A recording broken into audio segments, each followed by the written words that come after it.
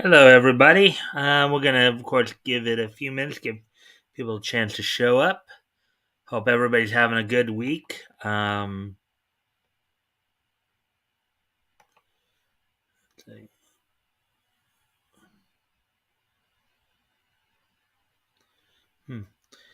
Hope everybody's having a good week, and we're winding down the week, of course, being Thursday, June the 9th. Um, let's see. When Captain America throws his mighty shield, all those who oppose his shield must yield. In the red and the white and the blue it comes true when Captain America throws his mighty shield. Tony Stark makes you feel he's a cool exec with the hottest wheels as Iron Man. All jets of flame, he fights and fights with repulsor rays. Amazing power, it's Iron Man. Amazing power, it's Iron Man. Doc Bruce Banner, belted by gamma rays, turned into Hulk. Ain't he just gallantly wrecking the town with the powerful? You know, ain't so mom who isn't lovable, the ever loving Hulk. Hulk, Hulk. Cross the rainbow bridge of Asgard, where the blue mean heavens roar, and behold in credulous wonder the god of thunder, mighty Thor. Stronger than a whale, he can swim anywhere, he can breathe on water and go flying through the air. Noble submariner, prince of the deep, so beware of deadly demons. Lord Namor of Atlantis is the prince of the deep. Spider-Man, Spider-Man, does whatever a spider can. Spins a web and he sighs. Can't you see? Just like flies, look out. There goes the Spider-Man. Is he strong? Listen up. He's got radioactive blood from a wing overhead. Take a look overhead. Hey there. There goes the Spider-Man. In the chill of night, at the scene of a crime, like a streak of light, he arrived just in time. Spider-Man, Spider-Man, friendly neighborhood Spider-Man. Welcome he is yours. Action is his reward to him. Life is a great big hang up. Wherever there's a hang up, you'll find a Spider-Man. Let's see. Mass crusaders working overtime, fighting crime, fighting crime.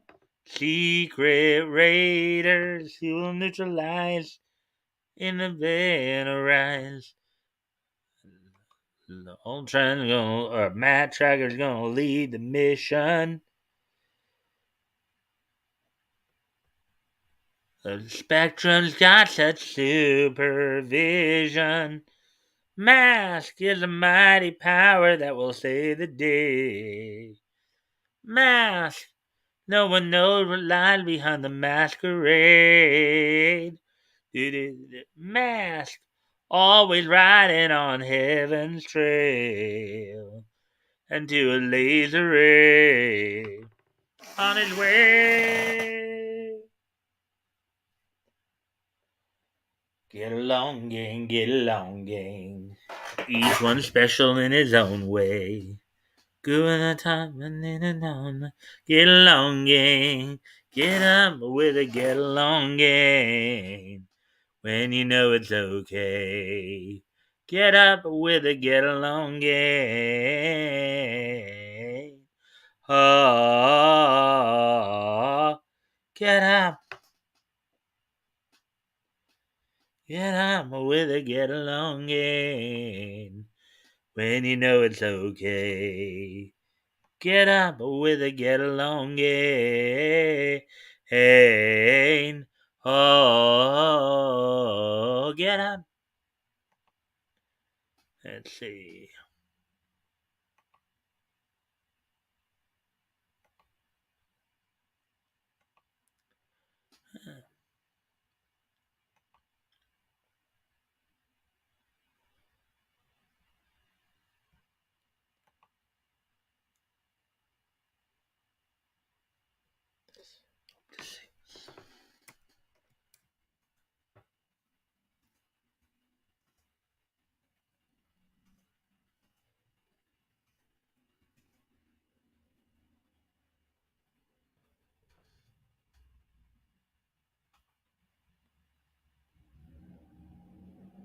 Let's see now. Anyways, let's see now. We're already at 6 minutes here. When we get to 8 minutes, I guess I'll go through.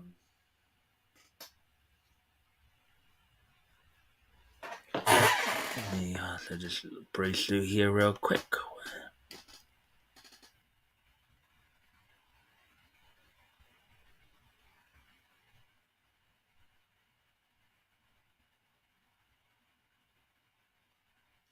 Oh.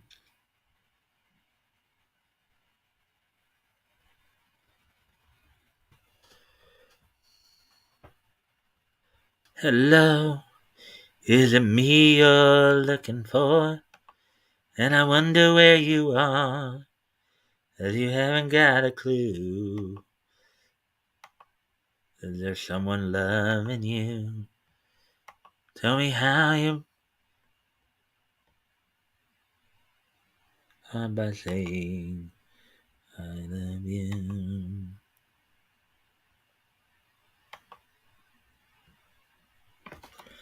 You read it.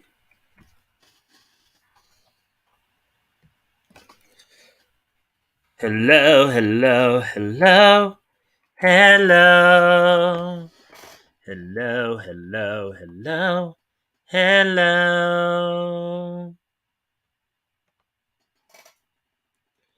Alright, so Hong Kong Fooey, number one super guy. Hong Kong Fooey, quicker than the human eye, but not chicken chong chong wong wong. Hong Kong Fooey, that's terrific. All right, so we're at the 8 minute mark. So I guess it would be a good time to kind of give you guys a heads up on what's on tap for tonight. So basically, I have 13 articles to read through, as well as, of course, our wrestling roundup at the end, and also the this day in each history. Um, so among the articles, we will include um, Junji Ito coming out with a new horror manga horror adaptation, I believe. Got some My Hero Academia news, so a little profile piece on anime mistakes, um, some new release information for Free the Final Stroke. There's we're gonna also be looking at a Yursei Yatsura photo book, some news on that. Some One Piece Sailor Moon news. Anime Expo is also reinstating COVID-19 um, requirements. Let's see. Also, we got some release information from Titan Comics, DC, Dark Horse, Opus, and some news from Marvel Studios and regarding that they're not going to be at San Diego Comic Con. And as I said, we got wrestling news from WWE, AW, New Japan, and NWA. So, with all that being said here, let me just check my thing, and then we will probably be getting started as soon as I pop back from the little. We got another person. Hello. Thank you for dropping in. If you haven't already, if you can like and share the stream and help see if we can get some more people in here. Anyways, and yes, you're seeing correctly. I went out and got a haircut today. Haircut full on shave. So you are seeing correctly there. So as we are now just past the 10-minute mark, it would be a good time to probably start going ahead and getting going with the news articles here. So I will go ahead and do that.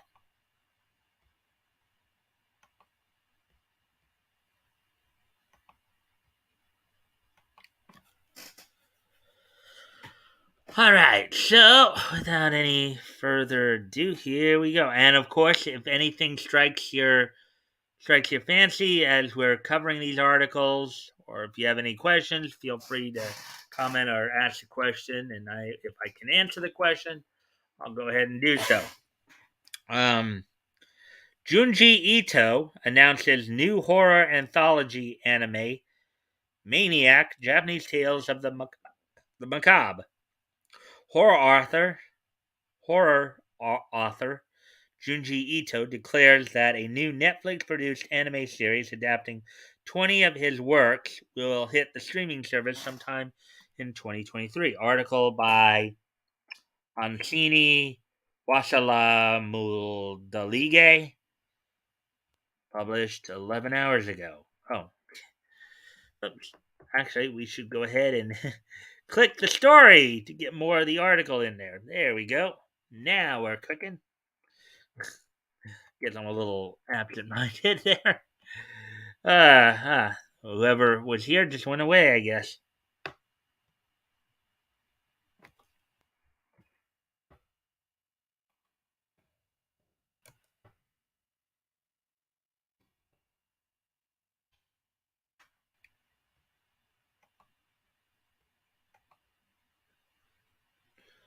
All right, so here we go. And of course, we read that first article already. Look at that double face. Man, that's kind of an interesting look there. Horror indeed. All right, author Junji Ito has unveiled Netflix's newest anime series, slated to hit its streaming service, Junji Ito Maniac, Japanese Tales of the Macabre Season 1. The announcement of the upcoming horror anthology series,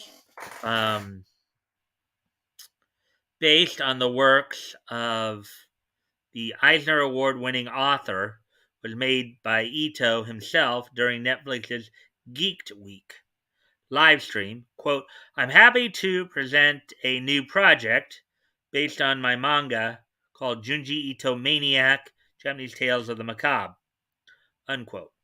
He said before informing fans that he had chosen 20 of his works to be animated for the first time.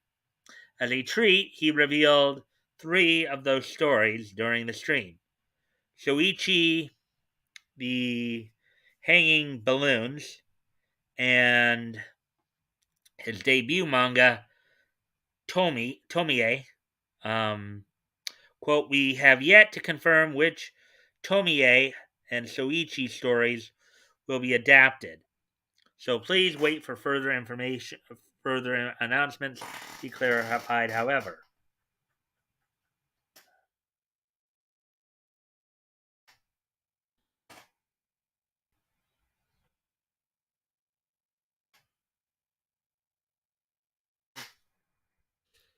Ito declared that he was excited to see his beloved characters adapted by the show's animators, who he claims are, quote, putting in their best effort, unquote, to bring his stories to life. He specifically could not wait to see them be reimagined, quote, in an eerie new world, unquote. The deserter author then went on to give a bit of background of 3 works he listed, while also showing off um, some character designs. The series will use, quote, the idea for Tomie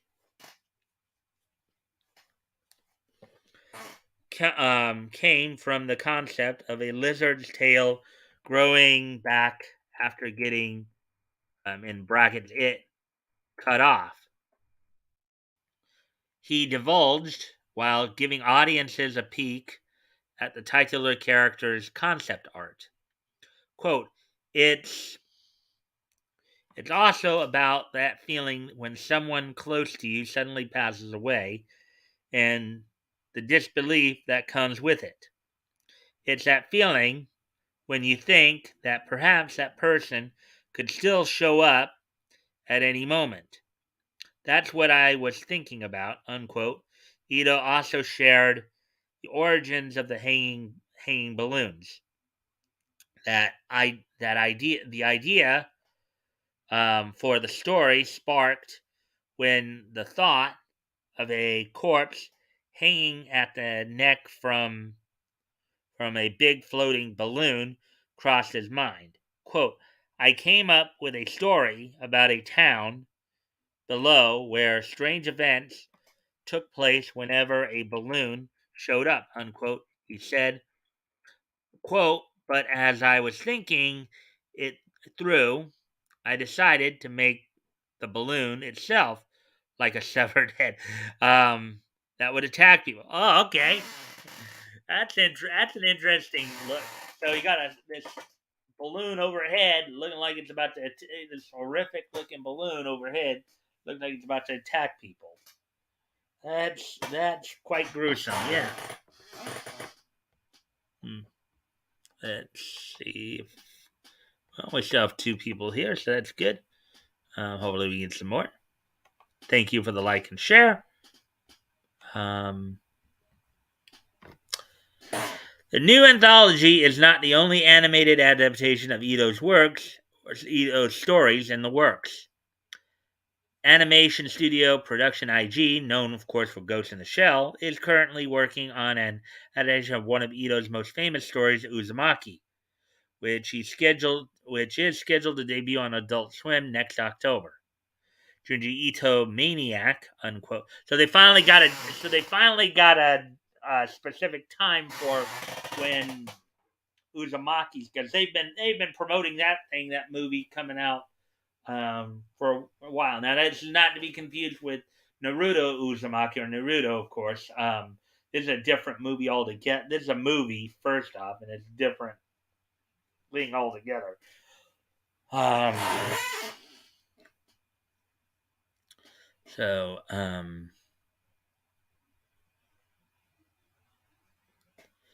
yeah. So, anyway. Junji Ito Maniac, Japanese Tales of the Macabre Season 1 is expected to premiere on Netflix sometime in 2023. All right, so there we go with that one. As I said, we got eight anime. What's this now?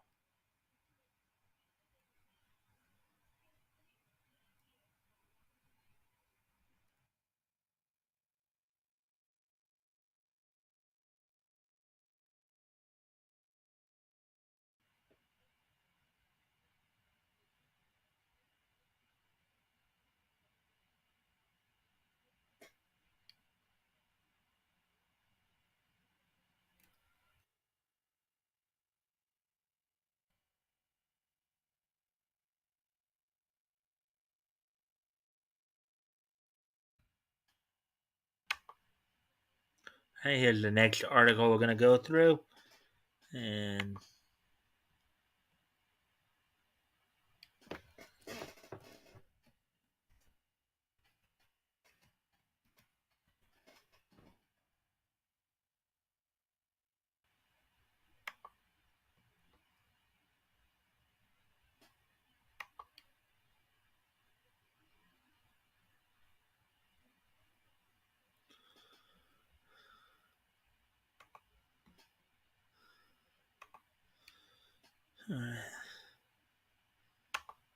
all right, so here's the next article we're going to go through.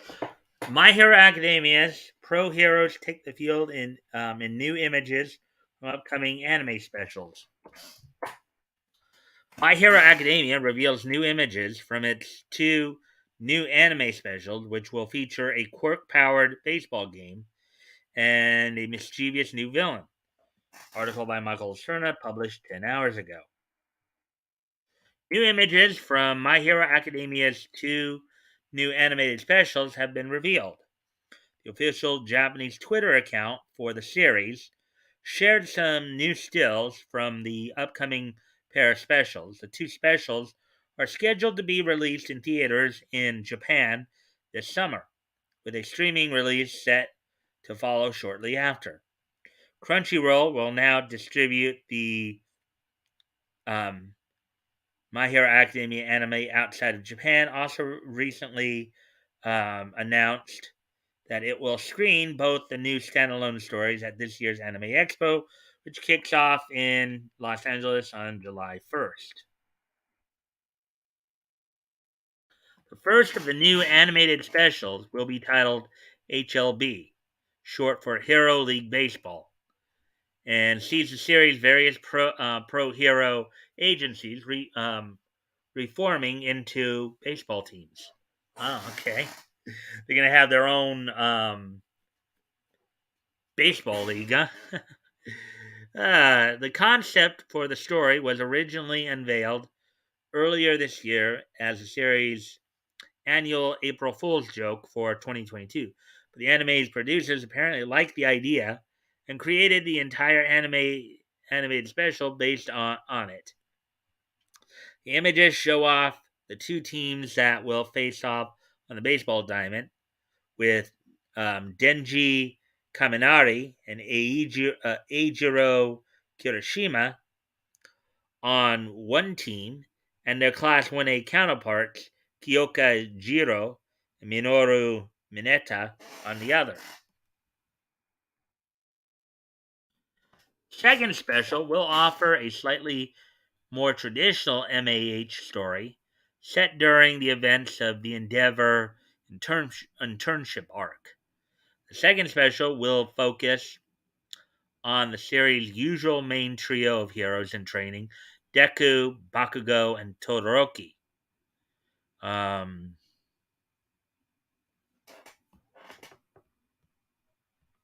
mhm.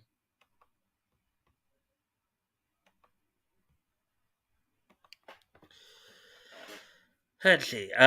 Teaming up with Endeavor's extremely enthusiastic sidekick, Moe Kamiji, um, the group is tasked with hunting down a quirk using a graffiti artist known as Mr. Smiley, who earns Endeavor's ire after he vandalizes the top ranked pro hero's home. The first images from the special hint at the more comedic tone for the story and provide a glimpse at a character that may be the elusive Mr. Smiley. Both specials are being produced by Bones, the same animation studio that handles production on the main anime series. In addition to um, the new specials, the studio is currently working on the show's highly anticipated sixth season, which will be focused on adapting the manga's action-packed Paranormal Liberation War arc. The new season of the anime is scheduled to premiere next fall, but attendees at this year's Hero Fest convention in Japan will get to watch season 6's first episode months before anyone else gets to see it.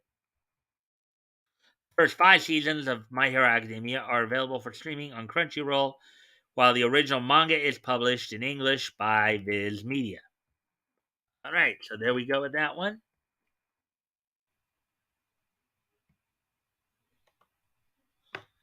Hey, Rick. How you doing, man? Thanks for dropping in, and if you haven't already, if you can like and share the stream, see if we can get some more people in here, that'd be appreciated. Um, and yes, you may have noticed I got my hair cut today. So, and as always, of course, if you have anything you'd like to ask about or anything catches your interest that you want to comment on, feel free to do so. And if I can answer the question, I will go ahead and do that. So, anyways, I'm doing good. That's good to hear. Anyways, getting ready to move on to the next article here. So we get to it. Oh yeah, here we go. Here's the next article. All right. 10 most obvious anime mistakes that still made it into the show. Anime is a complicated and time consuming medium, so mistakes inevitably creep into into the final product from time to time. Article by Nick uh, Benen Haley, published 10 hours ago. Anime is a widely popular category of Japanese animation that expands across many different genres, such as fantasy, romance, action, and even comedy. The characteristics of anime usually include characters with exaggerated physical features, for example, the eyes, and also the use of limited um, animation in the background. Over the years, anime style has improved dramatically and has become much more complex, outstanding, and detailed. However, with that said, some mistakes were still made and got through the review process, then being finalized within the shows. Some of the errors are fairly minor in the background, while others are pretty major. Number 10, Sailor Moon Crystal character animation is all over the place.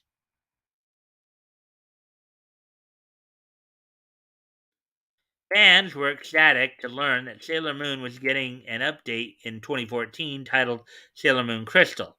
The new animation style was meant to be more modern and kawaii than the classic 90s look of the original show. However, within the first and second seasons, the animation of the characters and other surroundings seemed off.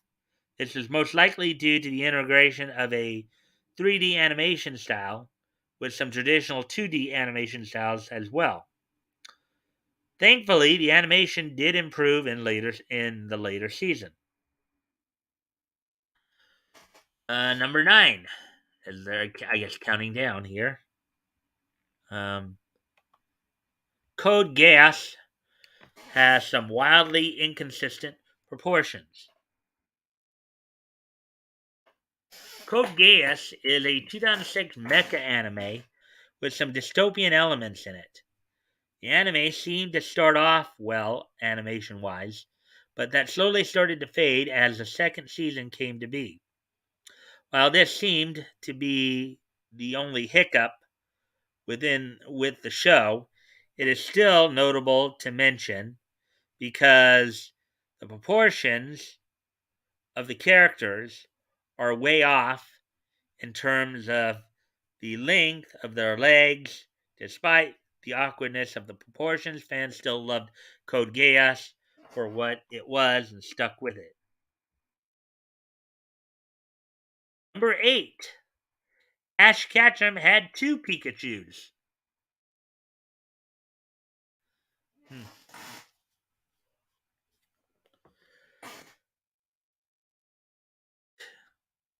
Oh wait, I think I even remember seeing that when I'm. Pokemon is a popular series that is still running despite starting in the 1990s.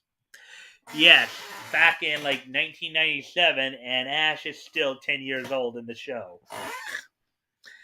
After after like 25 years, still 10 years old. It is still just as popular today as it was when it began airing. Even with as popular as it is, there are many small mistakes that typically take place in the background, such as Ash Ketchum having two Pikachus, while Dawn is taking care of business in the foreground. Minor mistakes occur all the time in shows, but this one's is pretty easy to spot, considering Ash definitely doesn't have two Pikachus. Uh huh. This is, I think, what they're talking about here. He's got Pikachu on the shoulder, and then he got Pikachu beside him.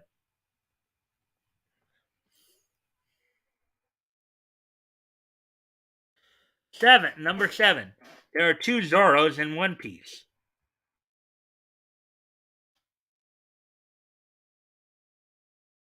One Piece is well known for being one of the longest running animes in history, starting back in 1999. Just Obviously, Pokemon's run longer, but showcasing a whopping 1,019 episodes and still going. With that many episodes, making mistakes within the animation is near impossible to avoid throughout the show. One of the most notable mistakes is when Zoro seems have a twin in the background. In episode 226, during the Foxy Pirate Crew arc, this is definitely not a simple mistake to make, but it is laughable to say the least. So that was during. Okay, maybe I should realize that.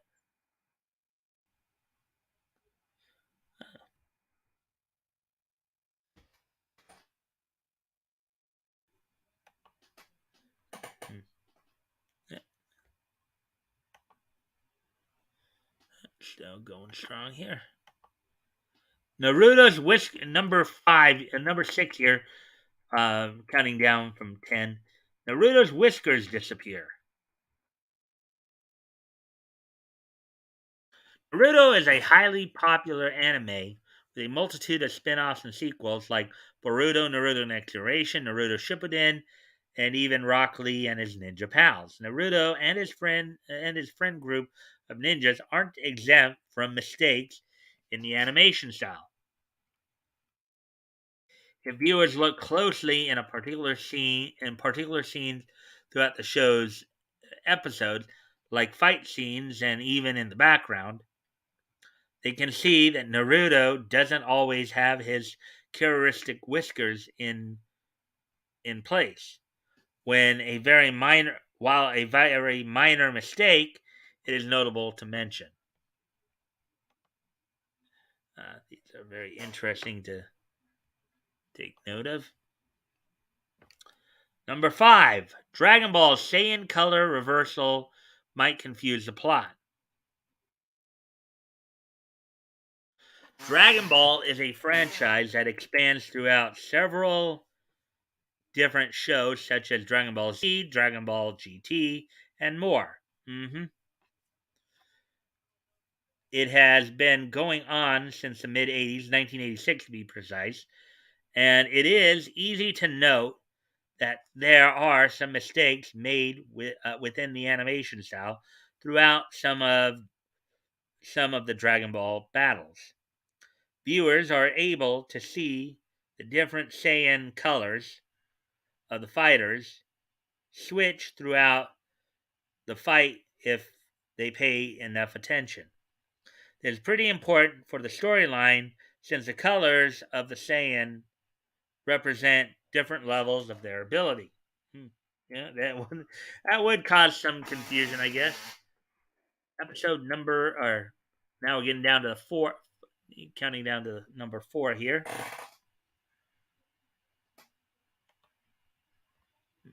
It is.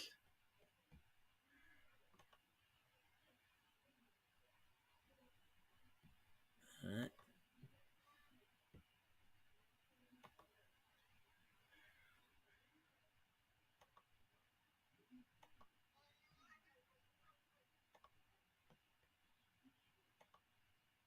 All right, getting down to okay.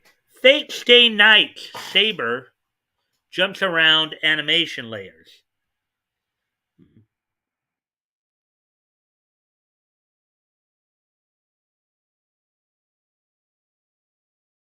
Fate Stay Night is a popular anime with a strong female lead in a chaotic parallel world. Multiple times throughout the anime, viewers can see Saber and other characters in the show have issues within the layers of the animation. This means that a character that is supposed to be in the background might be in front of someone who is in the foreground. It throws off the perspective of the show and is a fairly big mistake made throughout the series if viewers pay close attention. Number 3, Seven Deadly Sins. Hawk changes size. I just more recently started watching this show, so it's a very interesting thing. Let's see what they say here. Hawk is a mascot like character from the anime Seven Deadly Sins. Relatively, Hawk is about the size of a normal pig and stays this size up until he dies, comes back a lot smaller. He was able to grow back to his normal size fairly fast. However, throughout the anime, viewers are able to see that, in terms of perspective, Hawk and the background do not always match. Hawk is seen in several scenes as a lot bigger, almost like a giant pig. Now, granted, I haven't seen any of those scenes yet, so I'll probably have to. Anyways, and it would appear. I think I can go. Okay, I'm gonna step away from the computer for a quick moment to make some lighting adjustments here, because seeing that things are a little overcast, and I can probably take the shirts down from my um, mirror back there. So I'm going to step away for just a quick moment to take care of some lighting. I'll put some music on for you guys to listen to while I'm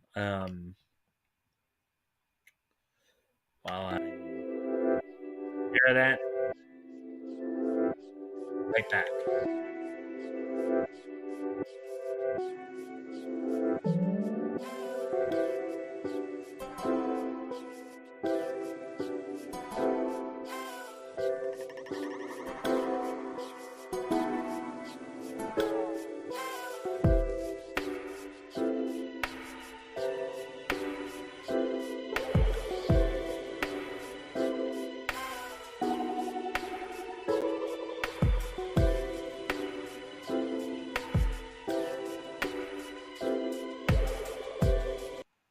All right, I'm back. And I said just had to go ahead and adjust some stuff here.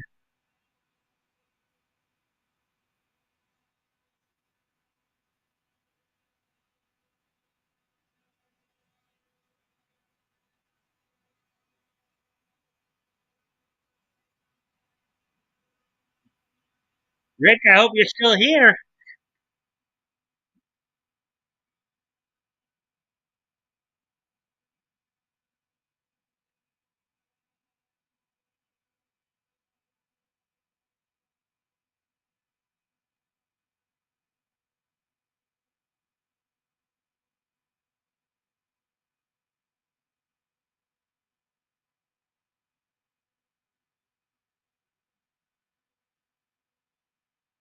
Anyways, getting back to the article here.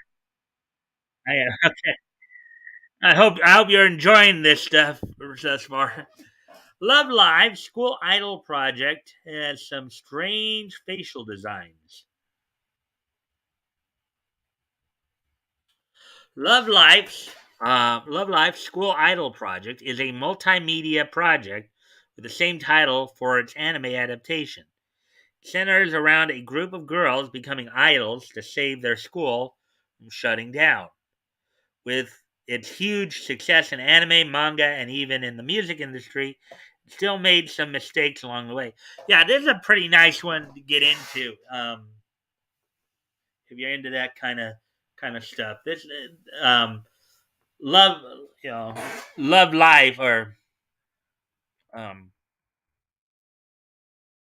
let's see Niji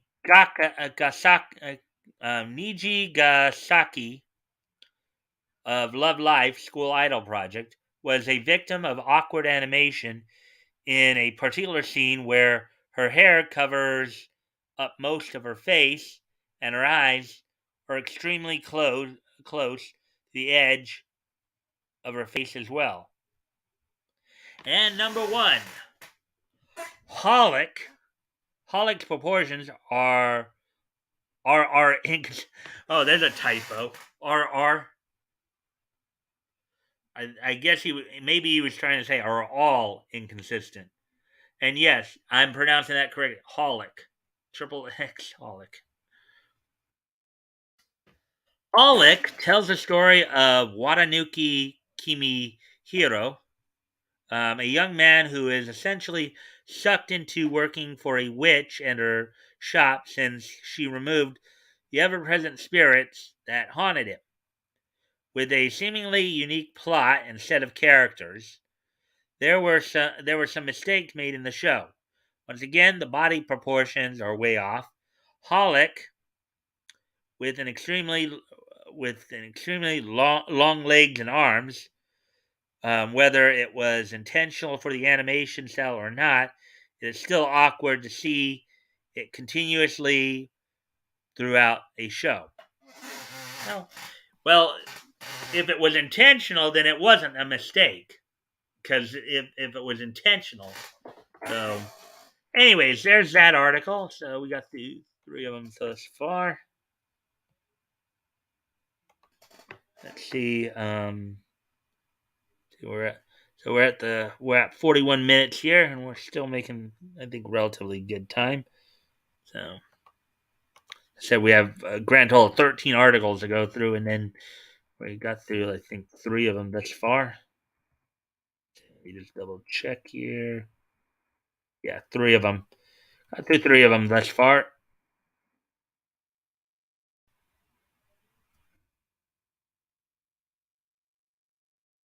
All right, here's the next article we're gonna look at here.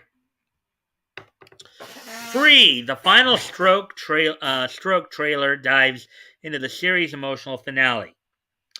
A special promotional video has been released for Free, the Final Stroke, to commemorate the heartfelt conclusion of Kyoto Animation's popular anime. Now, this is part of the Free franchise, the Free Iwatobi Swim Club, which has been out for a few years now. I've seen like the first two seasons of it. Pretty interesting. It's about guys on a swim team and achieving their goals and all that. So, article by Renee Senza Timor, published 10 hours ago.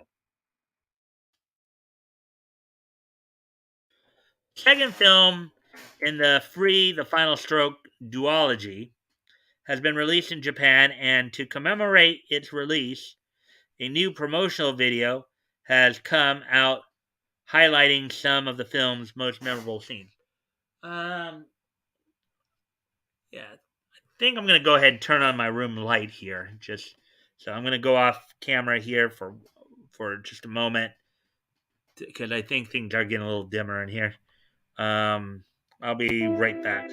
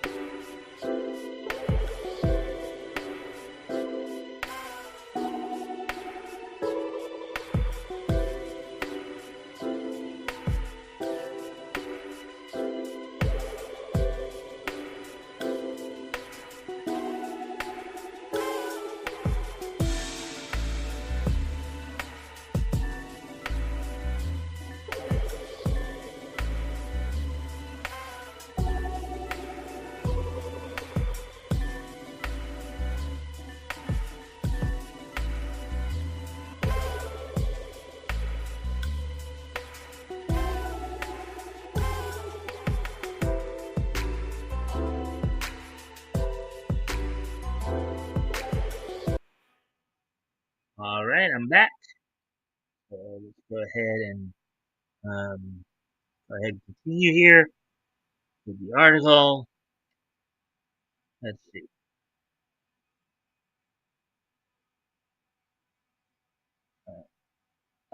Released on Kyoto Animation's official YouTube channel, the promotional video is a fast-paced combination of intense swimming scenes and shots of Haruka's friends cheering him on in the stands.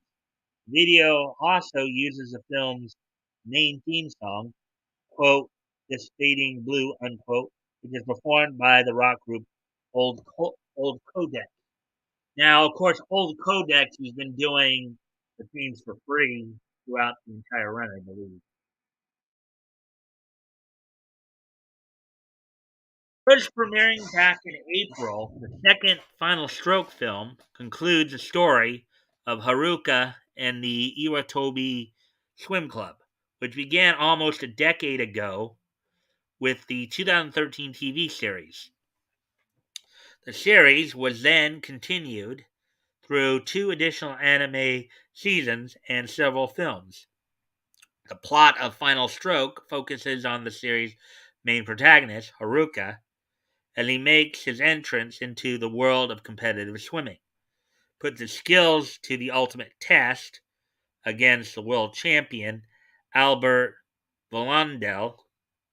After losing to Albert in the first Final Stroke film, Haruka must come to terms with his initial failure, as well as work to reconcile his faltering relationship with his best friend Reen.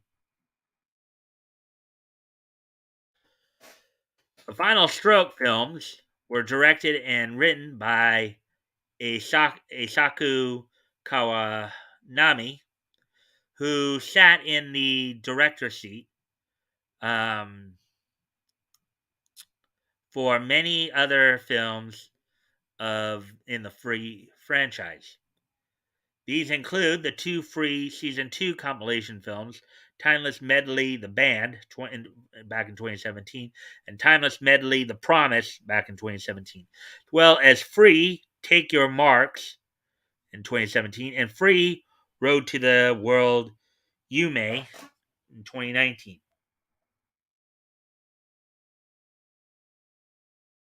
Free Iwatobi Swim Club was a significant title for Kyoto Animation because it was the studio's first ever sports anime.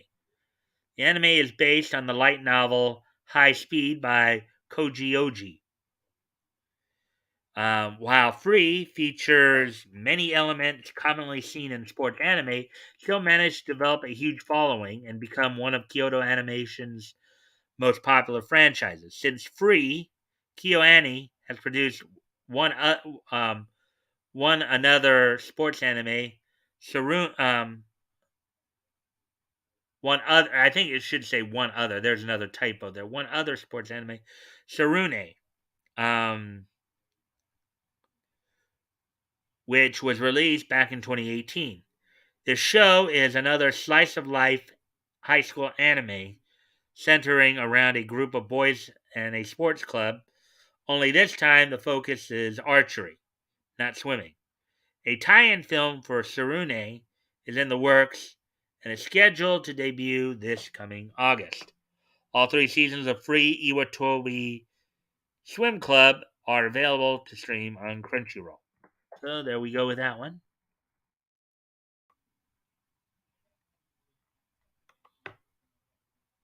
Mhm. And again, if anything strikes your fancy you want to comment on or have a question about, go ahead and comment or question. If I can answer the question, I'll do my best to do so.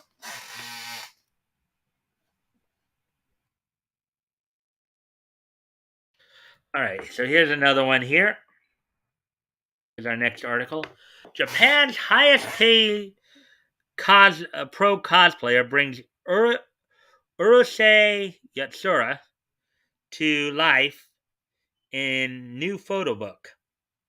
Japan's most popular pro cosplayer is teaming up with Inuyasha creator Rumiko Takahashi to portray um, the manga author's most famous characters.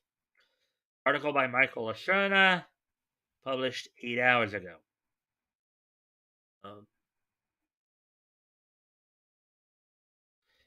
a first look at a cosplay photo book based on the works of Urusei Yatsura and Inuyasha creator Rumiko Takahashi has been released.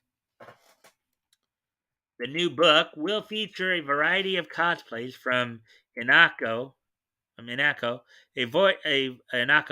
a voice actor, streamer, and model who is known as Japan's highest paid professional cosplayer. The book will see the popular cosplayer taking on the roles of numerous characters from several of Takahashi's most popular series, including Meizani Koku, Rama One Half, and Inuyasha.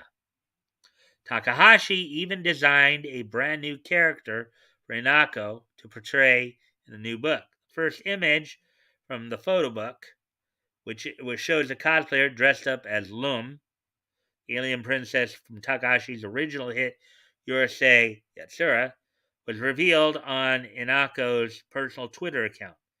The as yet untitled collaboration book will be released in Japan September 6th.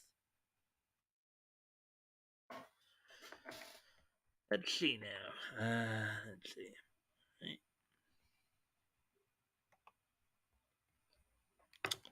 Urusei Yatsura has been the subject of renewed attention lately as JoJo's Bizarre Adventure studio David Production readies a new anime adaptation of Takahashi's classic sci-fi romantic comedy.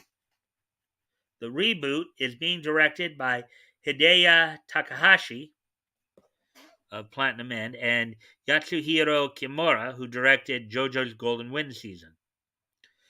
The new show is planned to run for 4 seasons and will adapt select stories from the original manga, which ran from 1978 to 1987. Loom and Otaru's return to TV will begin broadcast in Japan this October. Details about the series' international release have yet to be announced. When she is not creating hit manga or supervising the many adaptations of her work, Takahashi is busy collecting awards. In 2020, she was given the Distinguished Medal with Purple Ribbon Award by the Japanese government for her contributions to the arts and culture. In 2021, she was inducted into the Harvey Awards Hall of Fame for her achievements. The manga author is still working on her current manga series, the supernatural fantasy Mao, which began publication in 2019 and is distributed in English by Viz Media. I think she's kind of up there, isn't she? In terms of age.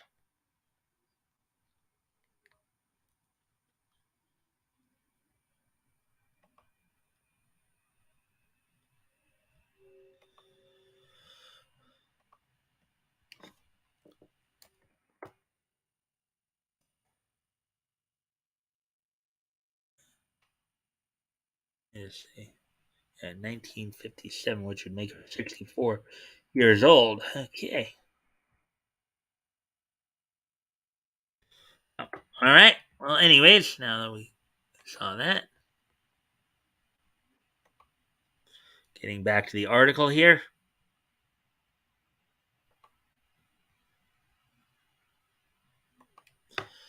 Let's see. Oh yeah. Okay. Inako began cosplay in 2012 and is now so well known in the Japanese cosplay community and anime fandom that she is paid by conventions to bring her cosplay to their events. It has been reported that she makes over 90,000 US dollars a month. Whoa.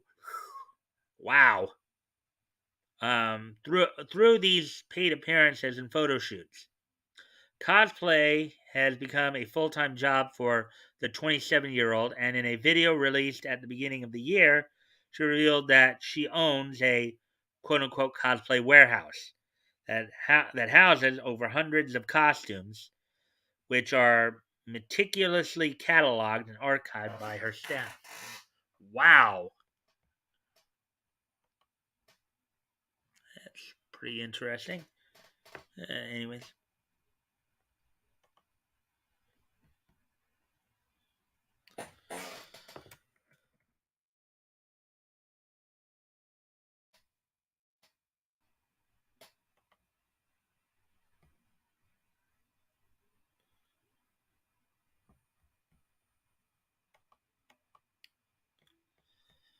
All right. All right. So as we get ready to continue on up the here. Yeah, this is another one we're going to look at here. One Piece Odyssey debuts intriguing new look at Straw Hat Pirates RPG adventure. Bandai Namco reveals a new look at Luffy's latest interactive adventure, which drops the Straw Hat Pirates into a traditional turn-based JRPG.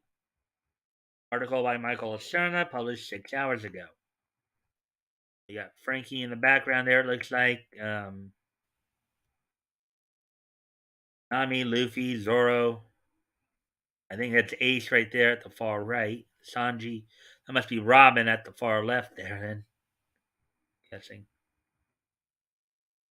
One Piece Odyssey released a new trailer that shows off more of the JRPG's features. Bandai Namco revealed the new footage of the latest One Piece game at this year's Summer Games Fest.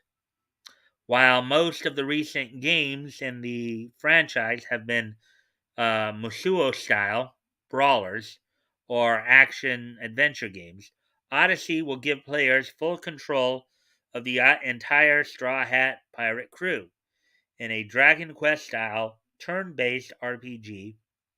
The new trailer gives players a taste of the new game's exploration, dungeon crawling, and puzzle solving elements, as well as a glimpse of a new character who appears to be a young girl.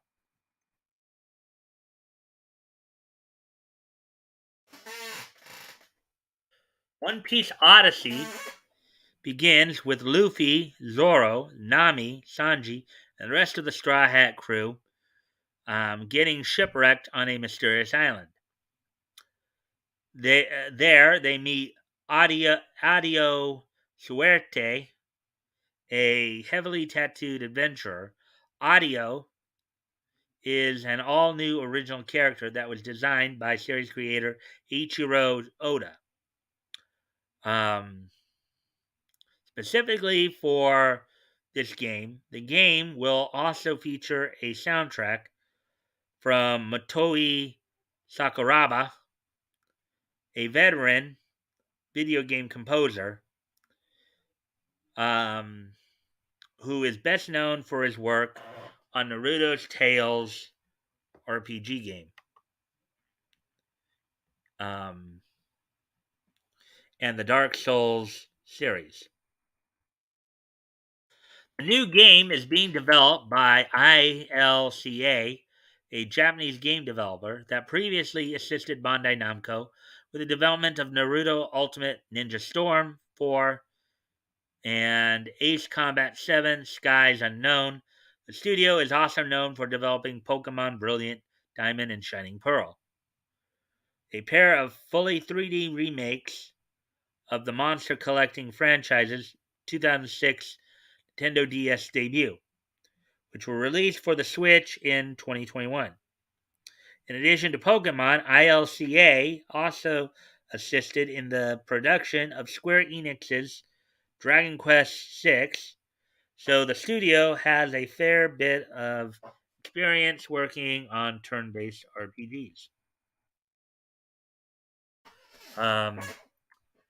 The new game will be released in 2022 as part of the ongoing celebration surrounding the 25th anniversary of the One Piece's manga's original publication.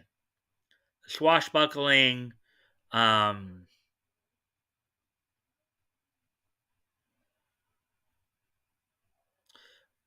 adventure originally debuted within the pages of Weekly Shonen Jump in 1998, and in the quarter of the century since then, it has become the best-selling manga series in history, with over 500 million copies in circulation worldwide.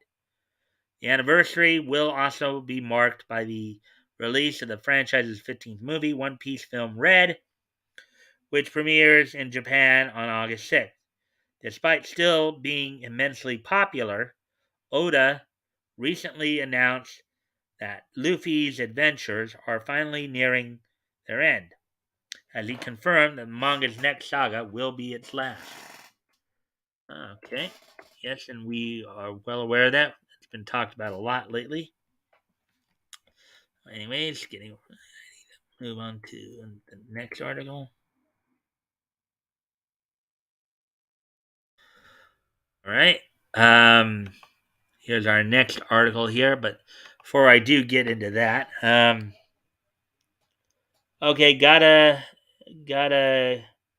be ready for my stream at 10 p.m. Eastern. Um, all right, well, thanks for dropping in there. Hanging out a little while there,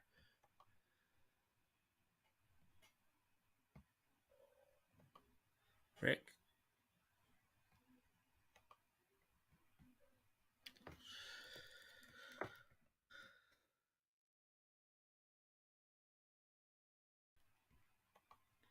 Anyways, I need to step away from the computer for a moment, so I'll be right back.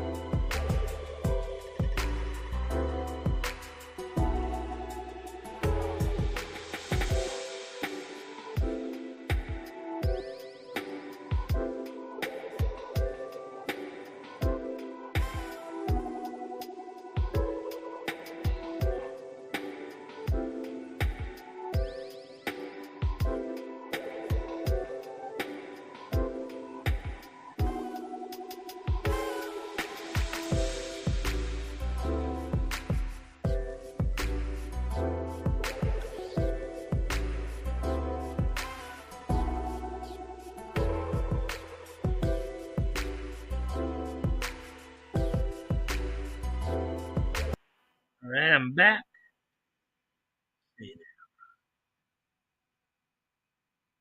With 34. So here we go. Let's continue on with the articles here. Sailor Moon creator gathers the entire Senshi team for stunning anniversary art. Naoko Takuchi unveils more art in Sailor Moon's upcoming 30th anniversary exhibit, and this time she drew the main 10 Sailor Guardians. Article by Michael Sherna, published 5 hours ago.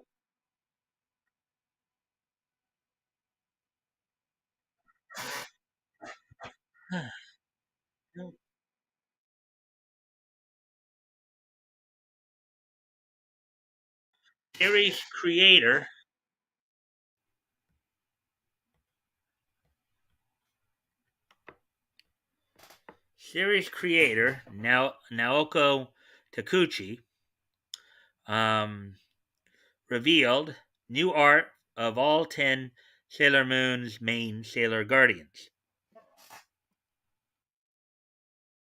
As revealed on Comic Natalie, new art depicts all 10 of the solar system Senshi, Usagi Tsukino as the titular hero, Sailor Chibi Moon, um,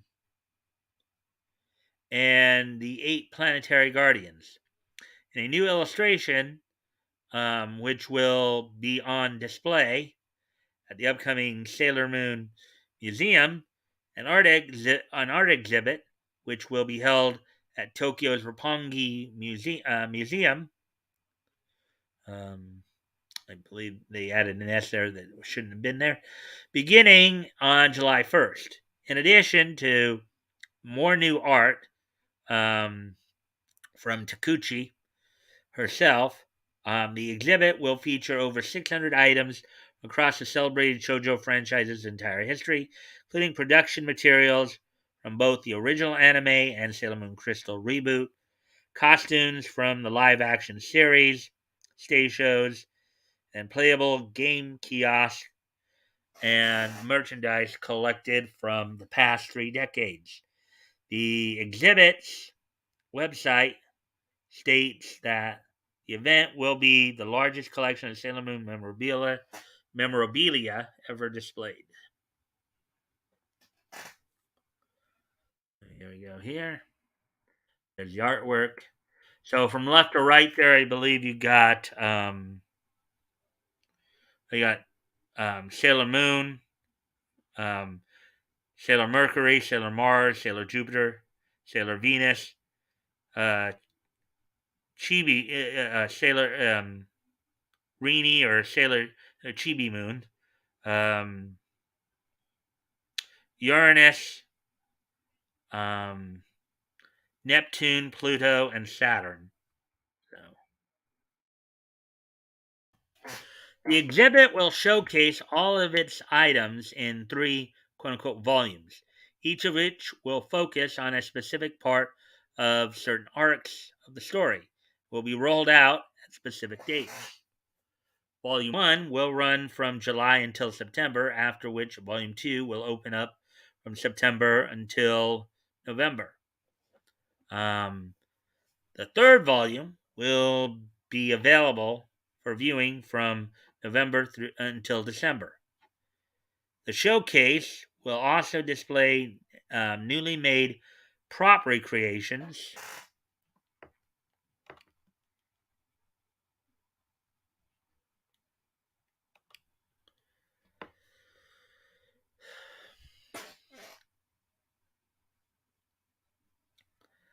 Let's see. All right, sorry about that. Especially part of okay. Newly made prop recreations of the various pieces of magical equipment that the Sailor Scouts used throughout the series, um, which were created specifically for this event. The museum is just one part of the ongoing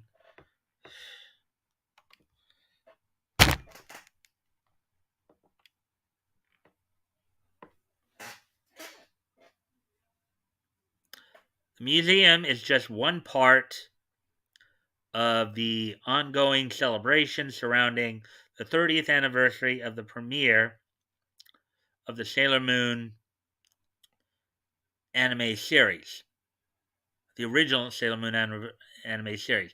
Anniversary is being marked with several new collections of merchandise, including a new T-shirt collection from Japanese clothing manufacturer Uniqlo, and a brand new crossover collaboration with Sanrio, which sees the Sailor Guardians each teaming up with one of the stationery and apparel company's infamously adorable mascots.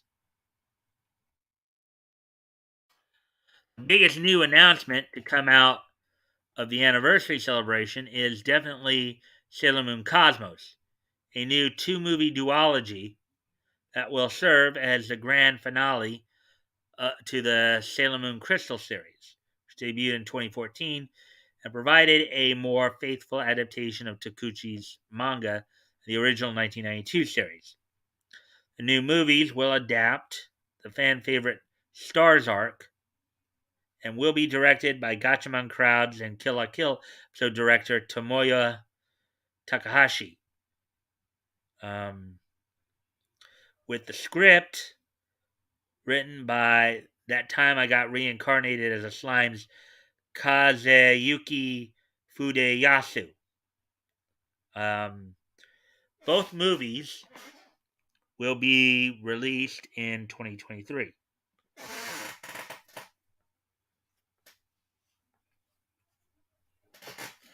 Oh, there we go with that one.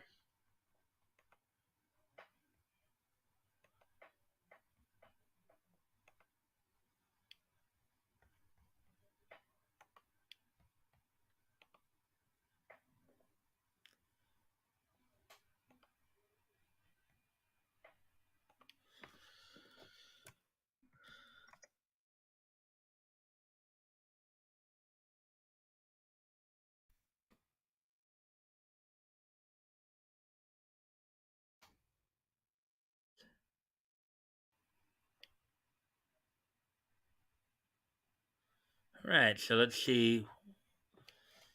Need to see how many more anime articles we got.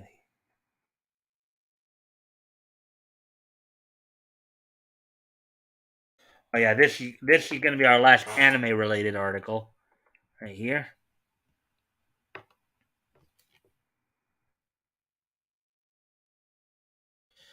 All right, so Anime Expo reinstates COVID-19 requirements following fan professional backlash. Bowing to public pressure and rising COVID-19 cases in LA County, Anime Expo is once again requiring all attendees to test negative or be vaccinated. Article by Haley McCullough, published 3 hours ago. Right. Anime Expo 2022 has officially reinstated its vaccination requirements for attendees after severe backlash over the policy change. Of course, because this is LA and, you know, there's.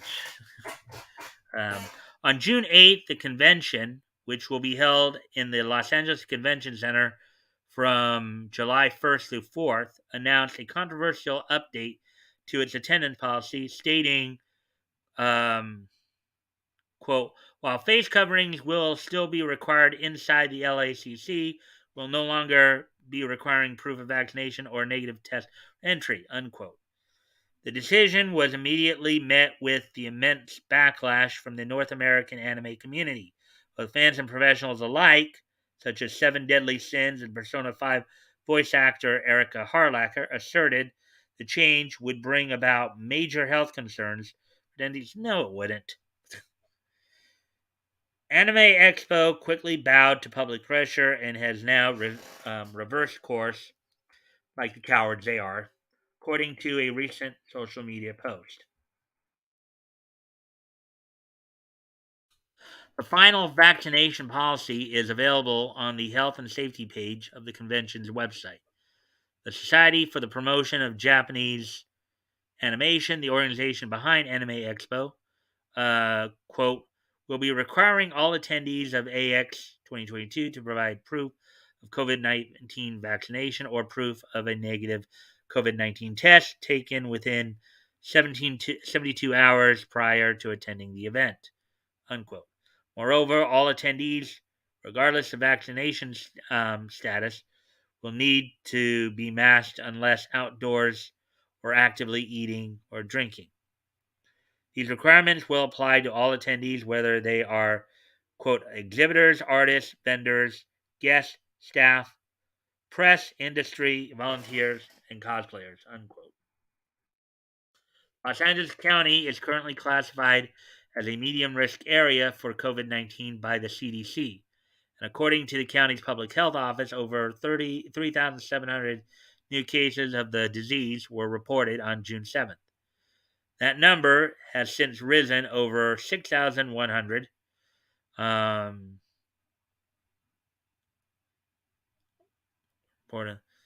Since risen to over 6,100. LA, okay, June 7th, today's June 9th. All right. On a 7-day daily average for COVID 19 tests stands at 4.26%, at the time of writing. Over 32,000 deaths have been reported in the county, with 8 new deaths reported on June 8th. And there are currently over 500 hospitalizations. Anime Expo started off as a relatively small fan gathering in San Jose, California in 1992 and has evolved into one of the largest North American anime specific conventions. Over 115,000 individuals attended Anime Expo in 2019. Like many other similar events, the in-person convention was canceled for the past 2 years due to global pandemic, though the virtual version of Anime Expo was streamed online in 2021.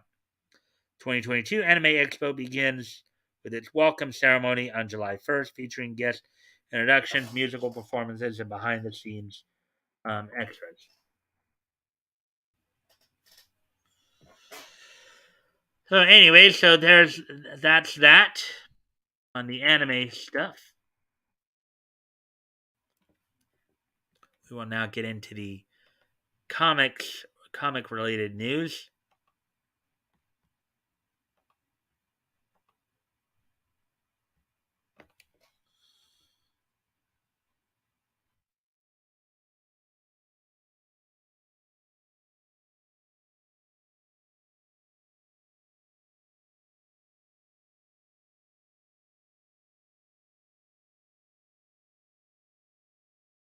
And we're gonna be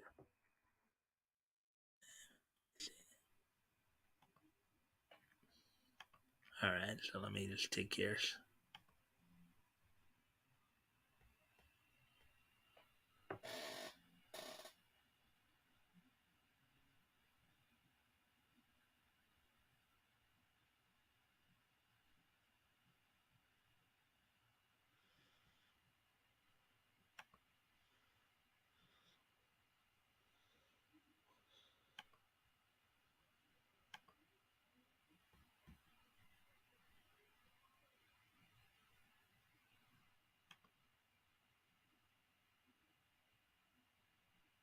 All right. Okay.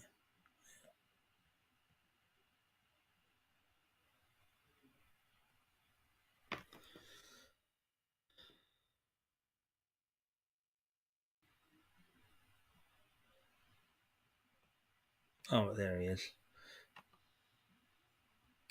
About to start.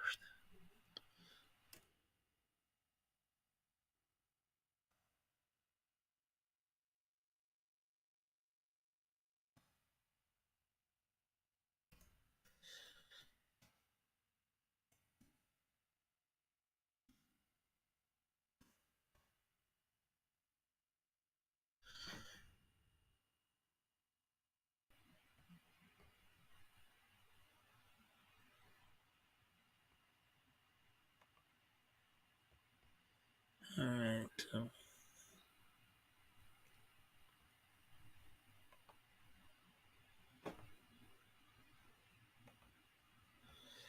All right. So, anyways. All right. So here's our first comics article. Star Trek celebrates, in smaller quotes, Genesis trilogy with new anniversary edition novel exclusive excerpt. CBR has an exclusive excerpt of Titan's Star Trek The Genesis Trilogy Anniversary Edition, which releases June 21st and is now available for pre order. So just under 2 weeks away. Article by Bren Schwer, published 12 hours ago. The CBR has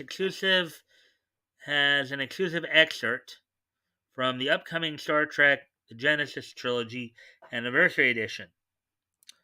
Star Trek The Genesis Trilogy Anniversary Edition is a special in-depth novel diving headfirst into the classic trilogy of Star Trek movies, 1982's Star Trek The Wrath of Khan, 1984 Star Trek 3, Search for Spock, and 1986's Star Trek 4, The Voyage Home. Um,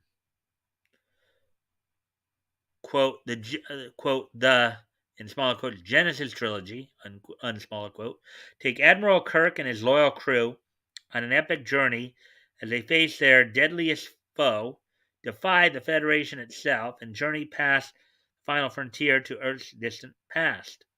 Unquote. The description inside the book cover reads, quote, featuring interviews with the cast and crew, including visionary writer-director Nicholas Meyer. The lavishly illustrated celebratory book collects facts and features about three of the Enterprise crew's most iconic voyages. Unquote. They jammed the Enterprise crew together. 7 images here that we'll probably take a quick peek at. Hey, RJ. Titan publishes comics out of the UK. Yeah, I am aware that um, RJ. I've been covering some of their stories for a while now, so both on Bounding into Comics and here on CBR. So, and if you haven't already, if you can like and share the stream, see if we can get some more people in here, that'd be appreciated. I can appreciate all the help I can get, obviously. So,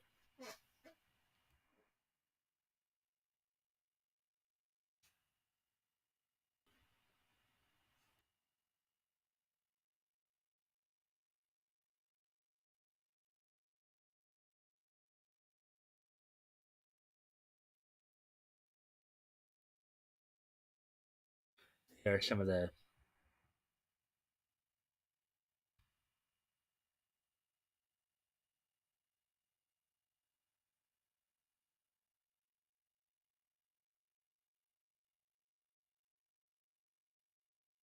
Genesis Trilogy Anniversary Special.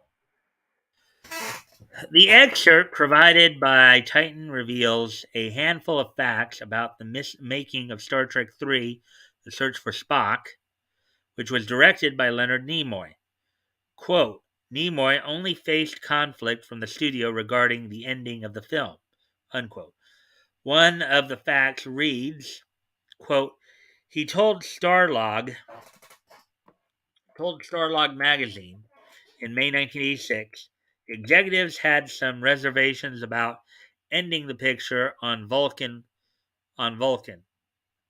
I felt very strongly about that final sequence. I wanted to end the film by bringing Spock to Vulcan and going through the ritual. Not being so familiar, in brackets, with Star Trek, the executives didn't understand what the sequence would mean to the audience. They were worried about it and tried to convince me to substitute a different ending. They wanted to end with the dramatic escape from Genesis planet, getting Kirk and Spock on board the Klingon bird of prey, reviving Spock in the sick bay, doing a little scene, and going home. Unquote. Smaller quote. Quote, Nimoy argued, quote Nimoy, smaller quote, argued vehemently that we had to have the sequence on Vulcan, showing Spock on his planet among his people trying to remember his friends would be a moving scene. I managed to convince them that I wanted to do it my way, and they agreed. I didn't discuss the film with them again until I showed them my first cut. Unquote. That's interesting. He fought for his creative purpose and won there. It's very good. The first Star Trek movie, Star Trek the Motion Picture, released in 1979 from director Robert Weiss, following, quote, the Genesis trilogy, unquote, Star Trek movies continued releasing with 1989 Star Trek V, The Final Frontier, 1991 Star Trek VI, The Undiscovered Country. Let me just see something real quick, see if people are still here. Well, we got 3 people here now. That's good. Alrighty then. Goody. Um, let's see. Four The Next Generation films followed, beginning with 1994's Star Trek Generations. The J.J. Abrams directed 2009 Star Trek film started a new series of films with a fourth one scheduled for release in 2023. Star Trek The Genesis Trilogy Anniversary Special is currently available for pre-order on Amazon and Forbidden Planet. The book releases on June 21st on Titan. All right, and as always, guys, remember that if you, I do welcome if anything catches your interest, I do welcome comments, and or if you want to ask anything, go ahead, feel free to do so. As I'm going to move on to the next article here.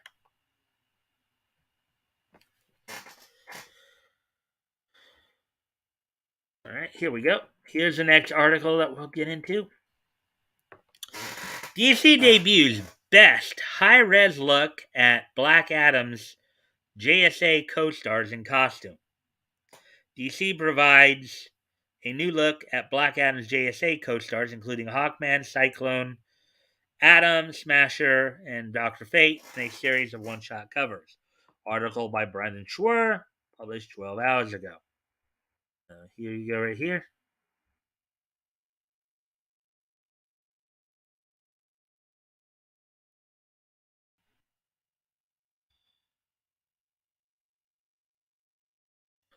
Hawkman, Cyclone, Doctor Fate, and Atom Smasher will all star in a series of one shots heading up to the release of DC's Black Adam. DC shared new cover art for the four upcoming Black Adam, the Justice Society Files one shots, along with showing off new high resolution looks of Hawkman and Atom Smasher. The artwork also provides a first official look at the Cyclone character. The Doctor Fate covers additionally give fans a close glimpse of the character's Helmet of Fate, a magical artifact that grants the wearer a host of superpowers. So here are some images, I guess, that they want to show us.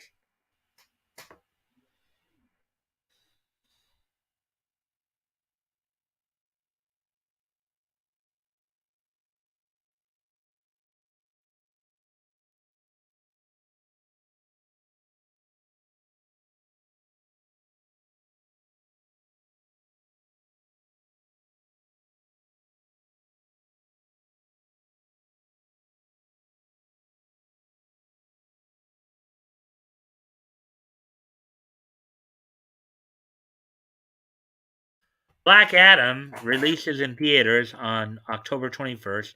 Sees Dwayne Johnson play the titular Teth Adam character. Dwayne Johnson, aka The Rock of WWE fame. The film also stars Pierce Brosnan as Dr. Fate, Quintessa Swindell as Cyclone, and Noah Centineo as Atom Smasher. Quote, after 5,000 years of imprisonment, Black Adam is ready to impose his unique version of order on the modern world. Only thing standing in his way are the heroes of the Justice Society, Hawkman, Dr. Fate, Cyclone, and Atom Smasher. Unquote. DC said about the upcoming film. In the months prior to Black Adam's release, DC will release a series of one-shot comics starring the Justice Society of America members. Each one-shot comes with a main story written by Taven Scott and a backup story from writer Brian Q. Miller that shows how Teth Adam started his journey as a slave before becoming an ultra powerful anti hero. Let's see now. See if you guys say anything here. Oh. Hello. Hey, Batcoat. Hey, Mike. I'll be here tomorrow night. I have I have to mod on JR's channel. Oh wait, Um, hey, Mike, I'll be here tomorrow night. I have to mod on JR's channel. I'm sorry. He's um, he's live, and there's a ton of pots. All right. Wait, did they ginger genocide? Cyclone. You know, if you mean did they race swap her, I was wondering the same thing, RJ, because I noticed her skin tone seemed a little darker, and then with the because if I remember correctly, Cyclone is supposed to be Amelia Hunkle, who is like the granddaughter of Abigail Hunkle, the Golden Age Red Tornado. Be thankful that at least Dr. Fate is white. Oh boy. Yeah.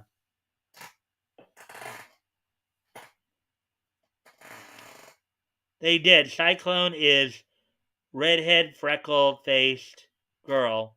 Hollywood hates redheads. Yeah. I actually like redheads. I think redheads are pretty hot looking. Although, if you listen to Yellow Flash, redheads can be a little bit of a wild thing. Anyways, um, getting back to the article here. Black Adam, the Justice Society files Hawkman #1 by Scott, penciler Scott Eaton, inker Norm Rapmund, and colorist Andrew Dalhouse. Released first on July 5th, day after Independence Day, which I believe is a Tuesday this year. Well, Independence Day is a Monday, but the next day, July 5th, would be a Tuesday. The synopsis reads, quote, long ago, Hawkman was the leader of the Justice Society, but what is he now? Still a hero or another relic in a museum?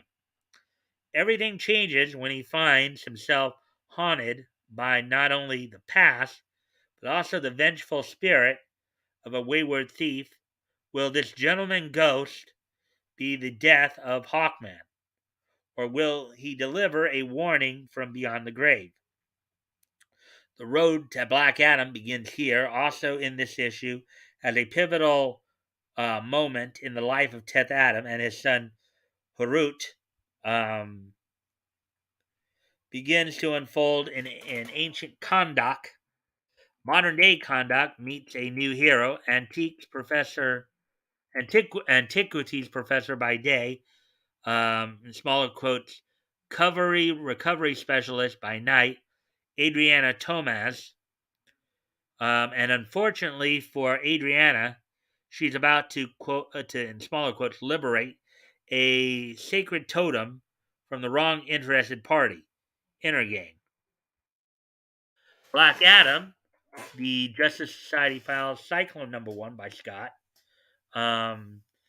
Maria Laura Sanapo and Arif Prianto follows on August 2nd. Black Adam, Justice Society files Atom Smasher #1 by Scott, Travis Mercer, and John Kalitz comes next on September 6th. And Black Adam, Justice Society files Dr. Fate #1 by Scott, Jesus Marino, and Ulysses Ariola, concluding the series on October 4th. Oh, there we go with that one.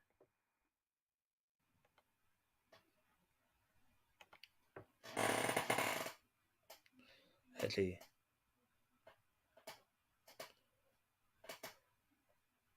I want to hear Bonnie Tyler. I want to hear Bonnie Tyler's "I Need a Hero" song in the Black Adam trailer. Then the Rock slowly turns around and says, "I'm not a hero."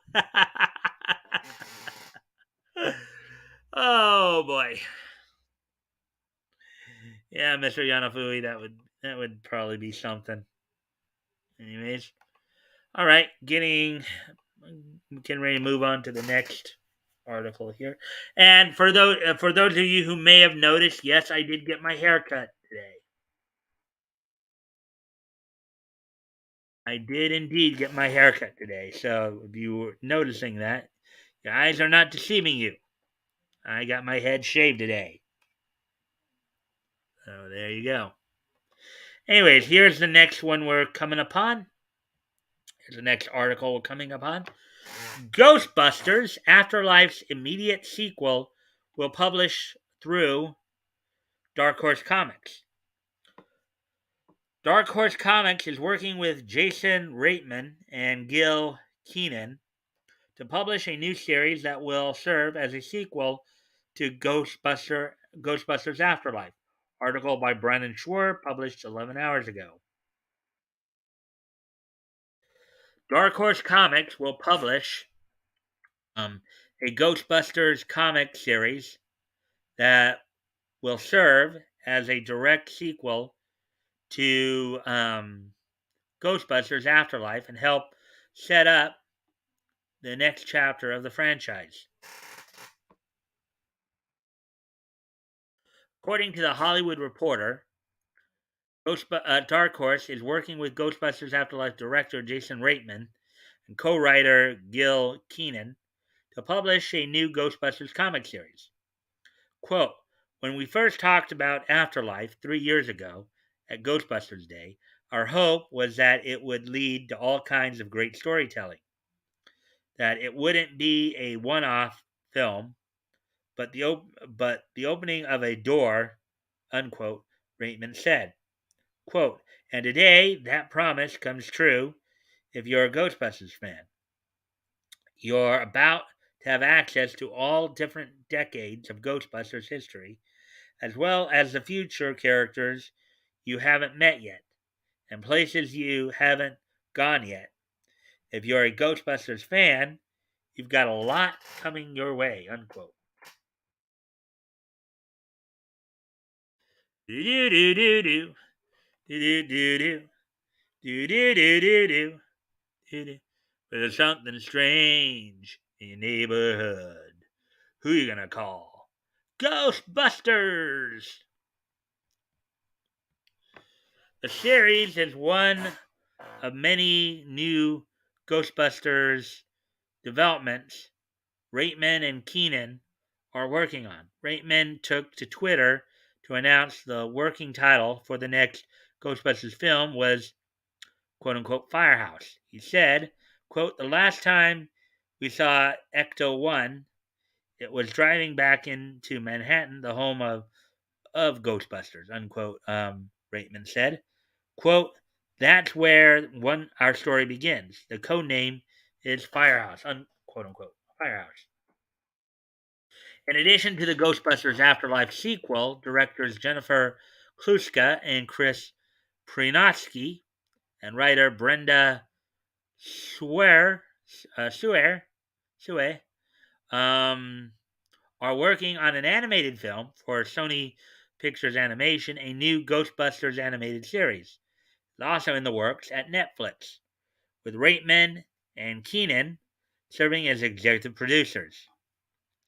Quote, an animated series and an animated film will allow us to go deeper into places that Dan Aykroyd talked about when he first talked about Ghostbusters, unquote.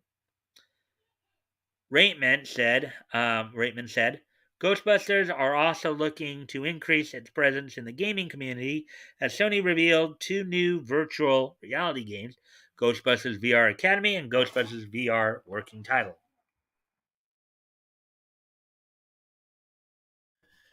Let's see.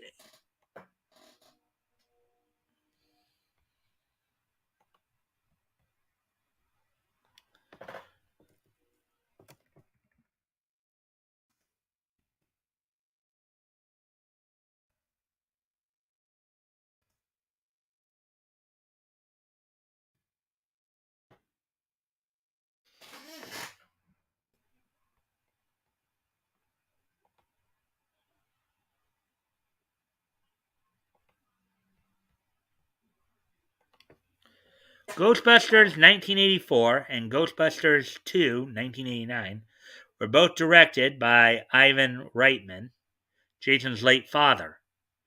Um, Following the 1980s, the real Ghostbusters animated series, the property was rebooted um, in 2016 with the Paul Feig directed Ghostbusters. In 2021, Sony released Ghostbusters Afterlife, which serves as a sequel to the first two Ghostbusters films. I guess he's talking about the original Ghostbusters. The Ghostbusters franchise has also had a presence in the comic book industry before now, based on the animated series The Real Ghostbusters, and publishing in the late 1980s.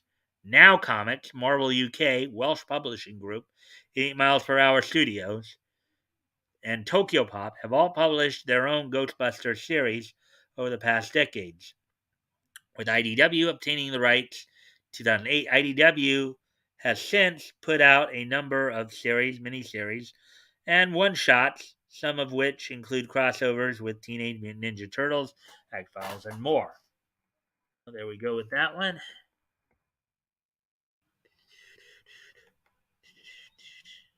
Let's see. So yeah, because that was the third one. Now getting ready to move on to the fourth article, fourth comic article here.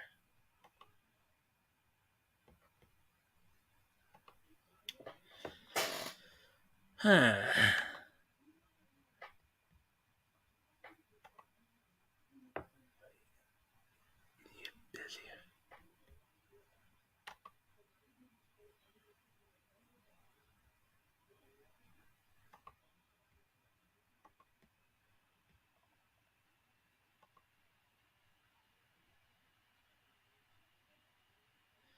Get busier, son. Get busier. Did you get busier, son? Did you get busy?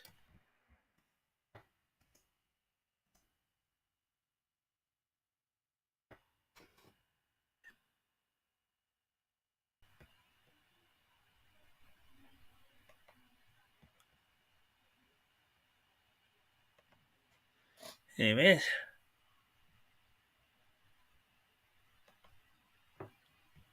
All right, so here's the next article.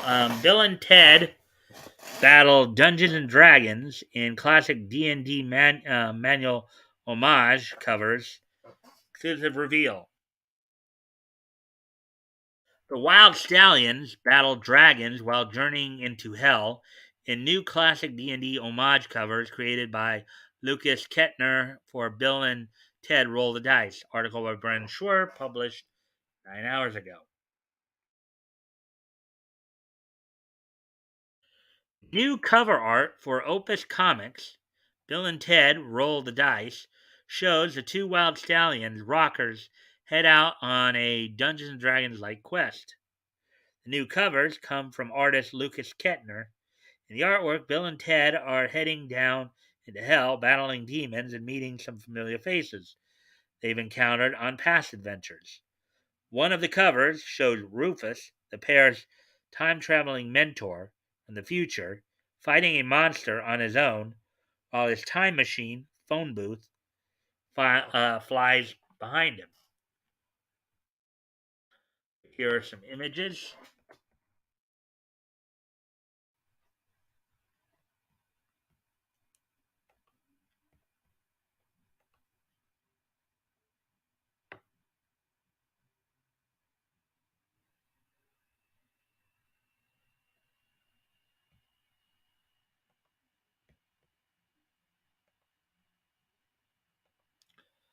All right, let's see now.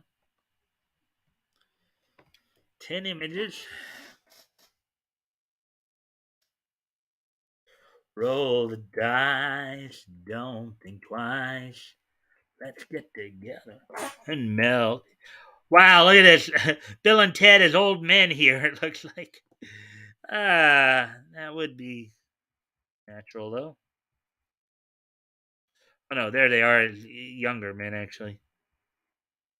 The old man was their mentor.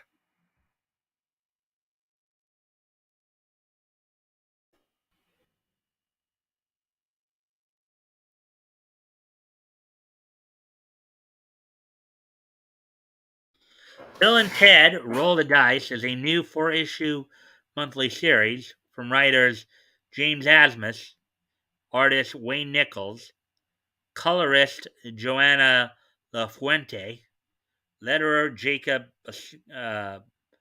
Bas- Bascal, and editors R.G. Um, Yarena and Denton J. Tipton. The solicitation for the first issue reads, quote, "The time-traveling duo are back in a monthly series of most excellent adventures. Go to hell with Bill and Ted as they must save their souls with saving roles. Old friend Joan of Arc, Alistair Crowley, Niccolo Paganini, and Dr. Feelgood round out the party, taking on the game master, Satan himself. Bill and Ted Roll the Dice, #1, also features a second story, quote, "The Life and Times of Charles Chuck de Nomolos, the greatest man in history," unquote, that comes from writer John Barber, artist Andrew Curry, colorist La Fuente, letterer Pascal, and editors Yarena and Tipton. Bill and Ted were first introduced in 1989's Bill and Ted's Excellent Adventure by director Stephen Herrick. Played by Alex Winter and Keanu Reeves, the two lovably dumb teenagers find themselves traveling across time when Rufus, George Carlin in the film, appears and introduces them to a number of historical figures, including Abraham Lincoln, Genghis Khan, and several others.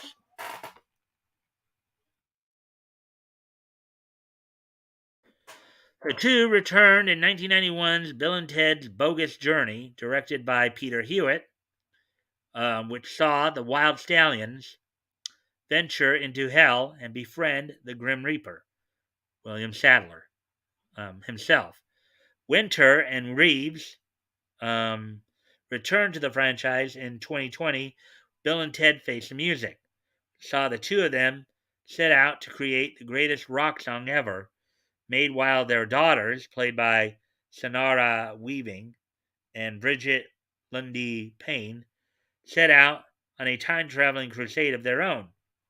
Bill and Ted Face the Music also stars Sadler, Barry's Anthony Kerrigan, What We Do in the Shadows, Kristen Shaw, and more.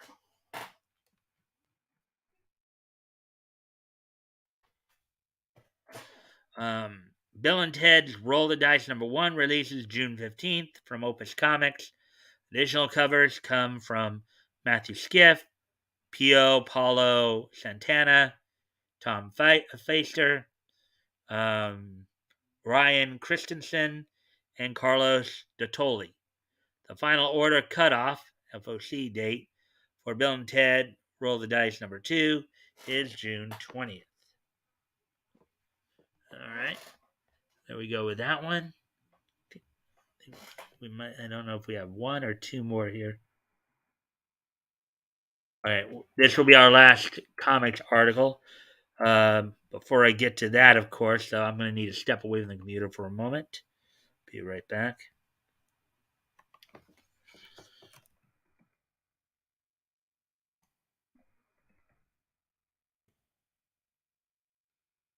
Since we are in the comics portion of the thing.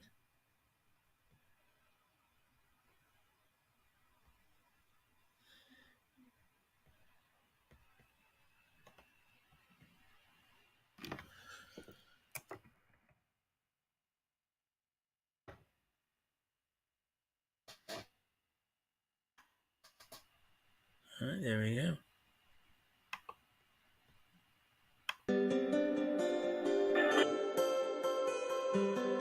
Right back.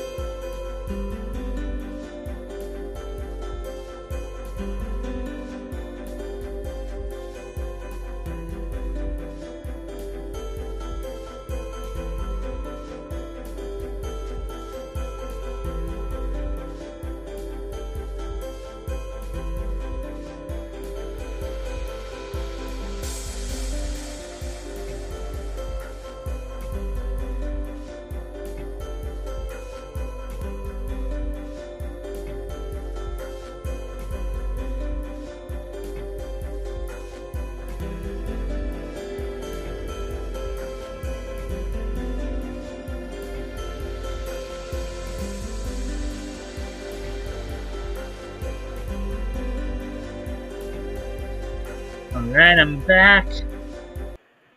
Let's see, I did see another comment here. Maybe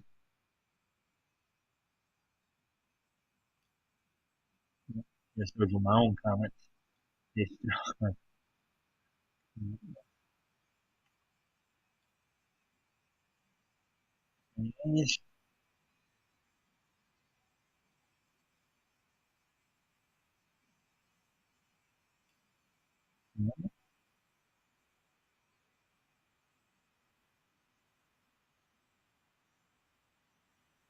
Alright, so getting on this will be our last article we'll read tonight.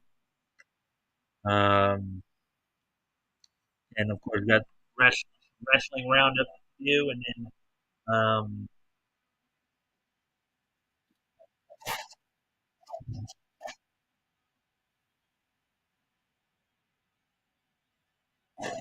all right. So Marvel Studios reportedly planning to skip San Diego Comic Con 2022.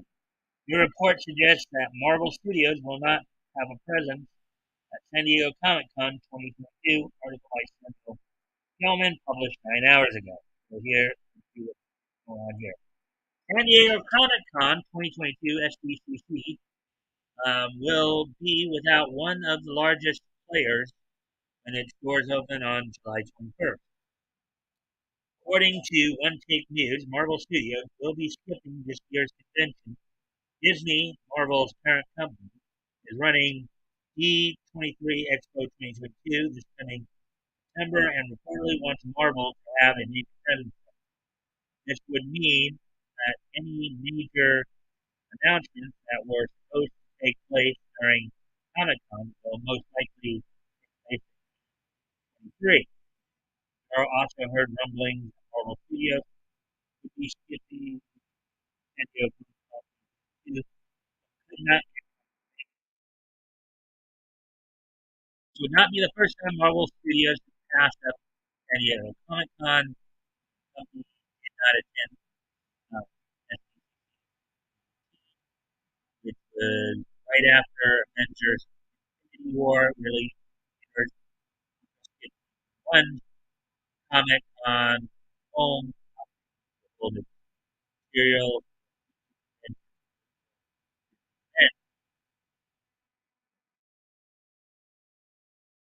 every time for Marvel Studios. Just debuted in this Marvel latest Piece series on next on the side She-Hulk and the If season two, Secret Invasion, now Expo, 3, 97, mid 23, Ironheart, down, Wars, down, and the House, first,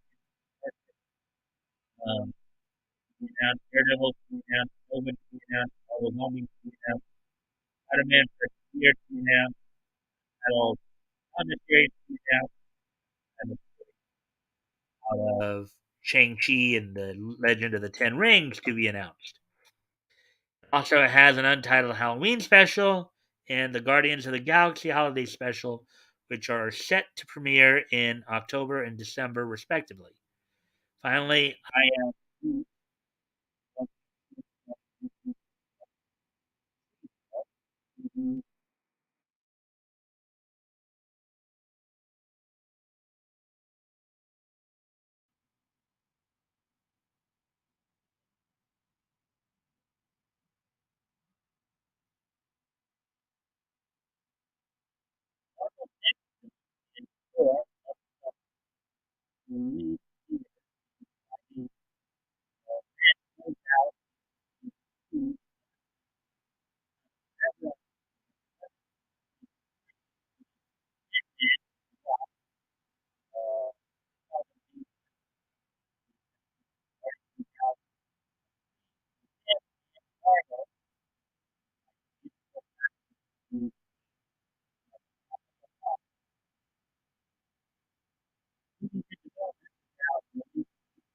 Fantastic Four, Blade, Captain America 4, Deadpool 3, Shang-Chi 2, and and an X-Men project. 2022 Comic-Con International San Diego will run from July 21st to July 24th. The 23 Expo 2022 will run from September 9th to September 11th. So there we go. So that's all of the articles I'm reading tonight. We got through all that. So we do have some wrestling news to go over. First off, on the WWE front, let's see what is going on in WWE. Let's see.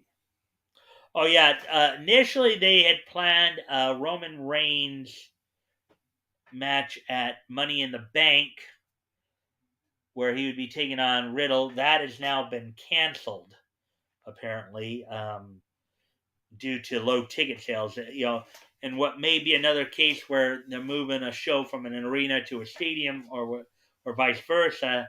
As many people know, Roman Reigns is apparently taking the summer off for some reason. Nobody knows why. We haven't seen him in any hints of him being involved in any movies or anything like that. But initially, I guess they had a plan of having him wrestle Money in the Bank against Riddle, and maybe Bobby Lashley at Judgment Day, not Judgment Day, but SummerSlam, and then Drew McIntyre at Clash of the Castle.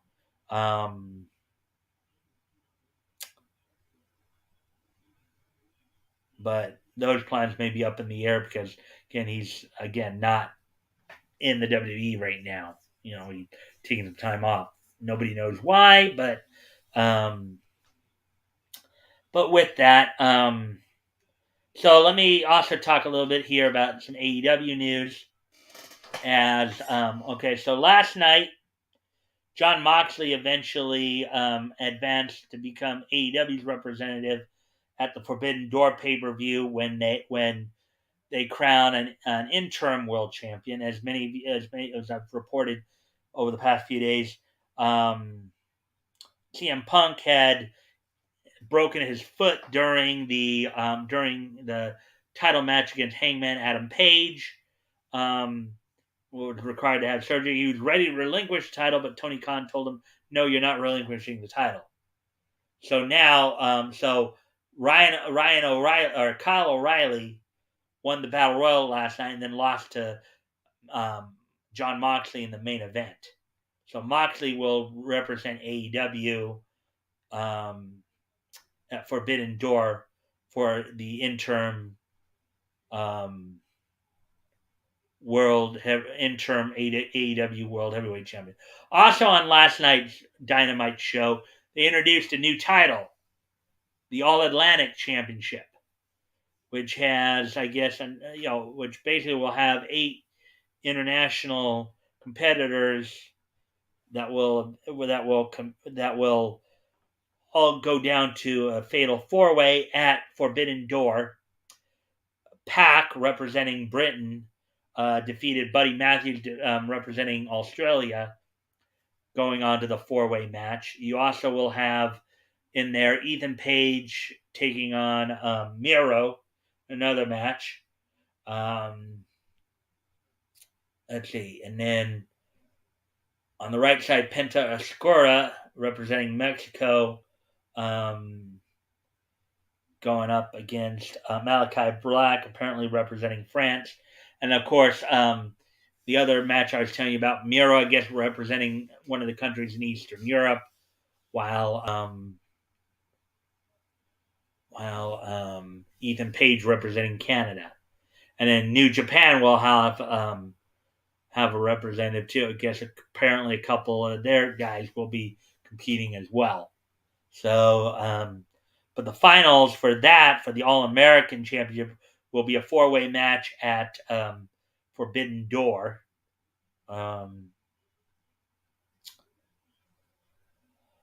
Also, in other news that happened last night, Hangman Adam Page defeated David Finlay, the son of Fit Finlay, in a match. And in a promo following the match, he basically said he's setting his eyes on the IWGP World Championship currently held by Kazuchika Okada. Now, this also will give us, and we'll get into New Japan in a moment, as they have a pay per view coming up on this Sunday, Dominion 6.12, which we'll talk about as well. There are a few matches we had to kind of talk a little bit about there. As Page was making his promo, Adam Cole, who had recently won the men's Owen Hart tournament, came out and said, basically came out and took exception to what Adam Page was saying. Now, granted, the last time these two met, Adam Page defeated this guy. This was still when, of course, Page was still the AEW champion. So Cole is now saying, well, I'm now the face of the company. You're not the face of the company anymore, so screw you. That kind of thing. But you think that you think that Okada's even gonna be there at Forbidden Door as champion? That's what he's saying. So there's some heat there between those two. Um, and also, let's see, and again, Adam Page and Wardlow were both not part of the Casino Battle Royal last night.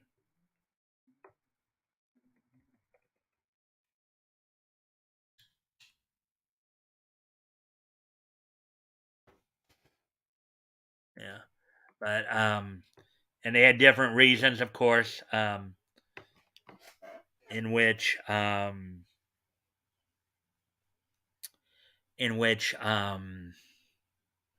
they weren't. Of course, as I was just saying from his promo, Page is setting his sights on the IWGP Heavyweight title.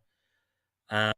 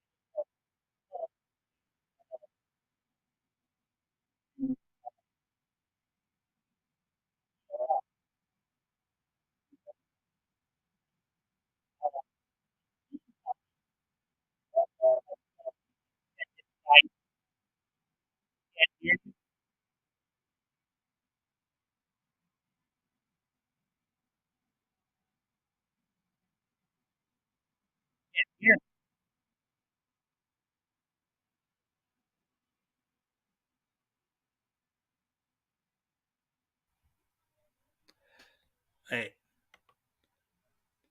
Mr. Yanafu, are you joking with me?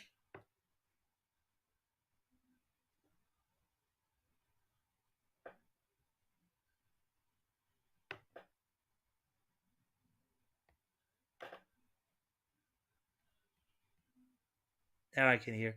No, no joke. Oh, now you can hear me? Okay. I was like, what's going on? Because I'm hoping that wasn't. Okay. Now I can hear you. No, no joke. All right. You can hear me now, right? Yes. Now I can hear. Okay. All right. So I'll continue on then. I was just talking about.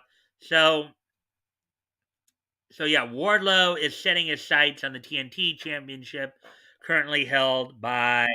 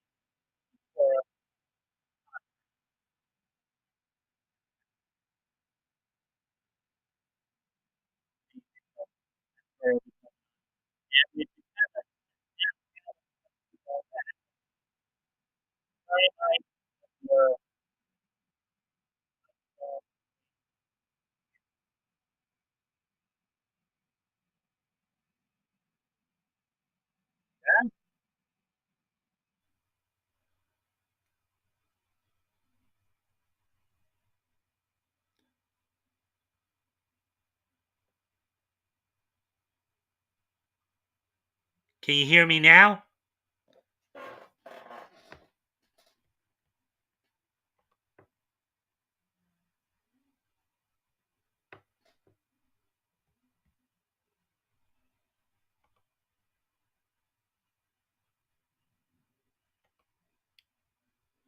Yes. Okay.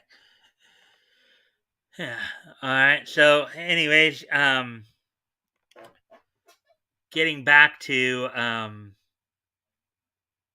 getting back to what I was talking about then, um, which is now we're going to segue into the New Japan news because this Sunday's Dominion 6.12 event from Osaka, Japan, will have some implications um, for the Forbidden Door pay per view being co-produced by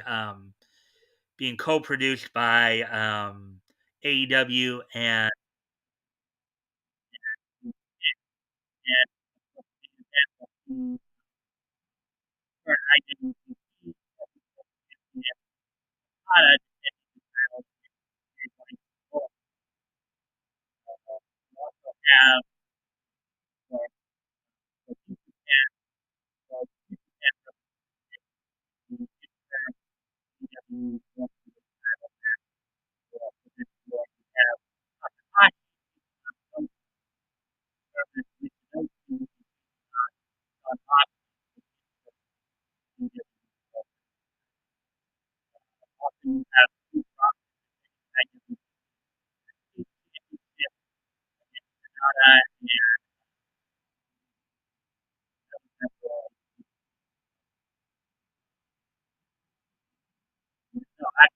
I didn't have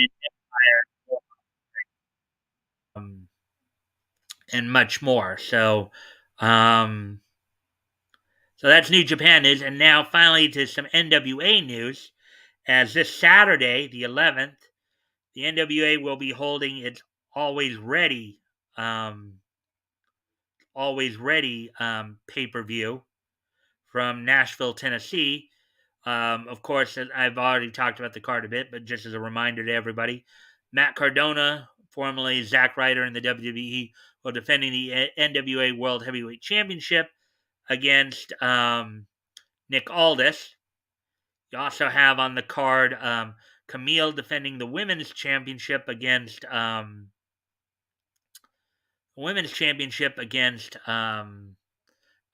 King. You have La Rebellion, Bestia 666, and MechWolf 450 defending against the Commonwealth Connection of Harry Smith and Doug Williams. You have the Women's Tag Team Championship on the line in a return match from the Crockett Cup as the champions, the Hex, Allison Kay and Marty Bell, will be defending the titles against Pretty Empowered, Ella Envy, and Kenzie Page. The World Television title will be on the line as Tyrus defends against Big Strong Mims. You also will have the National Heavyweight Championship being defended by Jack Dane as he defends the title against former champ Chris Adonis, formerly Chris Masters of WWE fame. And in a couple other noteworthy matches, Aaron Stevens, formerly known to most fans as Damien Sadow in WWE, will apparently be wrestling his last match, his retirement match, against Trevor Murdoch. Um,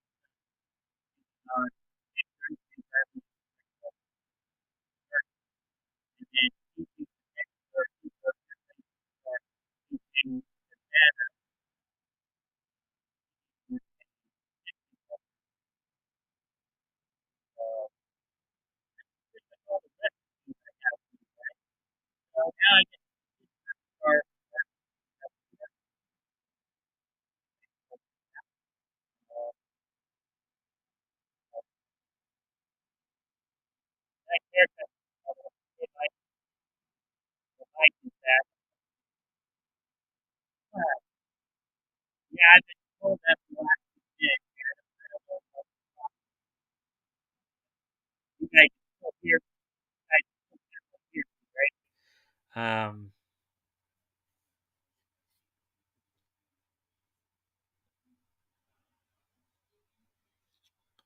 yeah, maybe it's because I've gone beyond 2 hours or something like that. But anyways, let me get this all wrapped up here. All right, so without any further ado, we're going to go ahead and start to close things out with this day in each history. Today is um,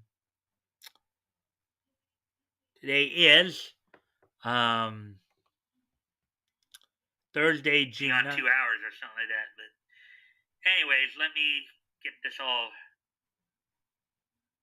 wrapped up here. So I just looked over at YouTube myself. It sounds fine to me. So, um, anyways, today is Thursday, June 9th, 2022. So why don't we go ahead and take a look back at this day in each history? History! All right, and the first off, hoping everybody can still hear me fine. Um,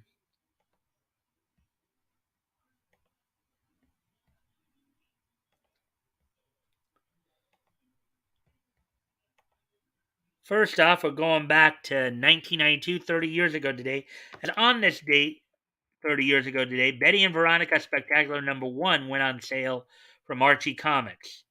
On this date, back 30 years ago today, the Betty and Veronica Spectacular #1 went on sale from Archie Comics. Cover price of $1.25, 32 page count. Story was Run for Glory, featuring Betty and Veronica, written by George Gladier. Dan Parent did the penciling. Rudolph Legick did the or Lapik did the inking. Lettering was done by William Yoshida. Barry Grossman did the coloring. So on this date, 30 years ago today, Betty and Veronica #1 went on sale. It's okay now. Okay, that's good to know. So, anyways, getting ready to move on to the next piece of history.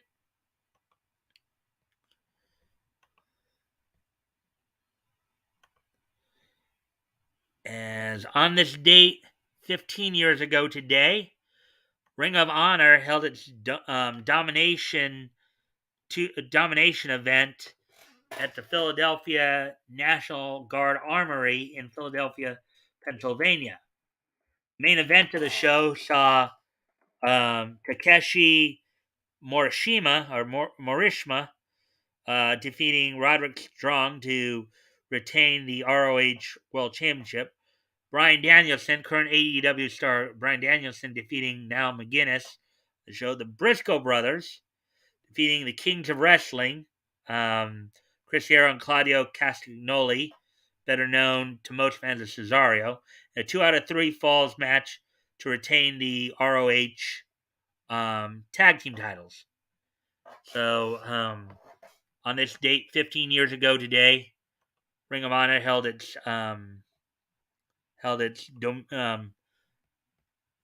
domination event, I believe. It's called domination event.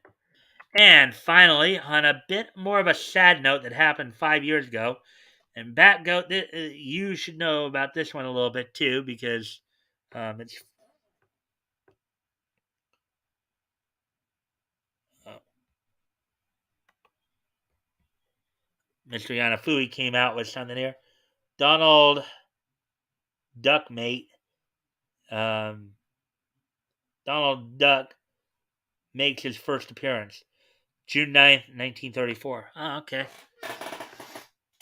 Yeah, and if we were in a year, let's see, 1930.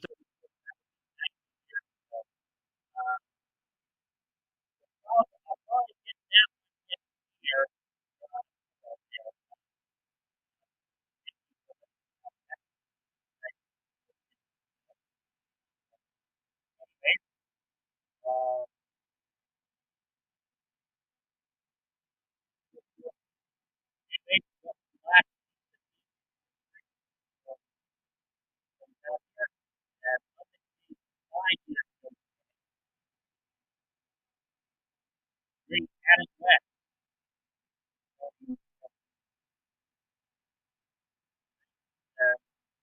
late Adam West passed away, and he was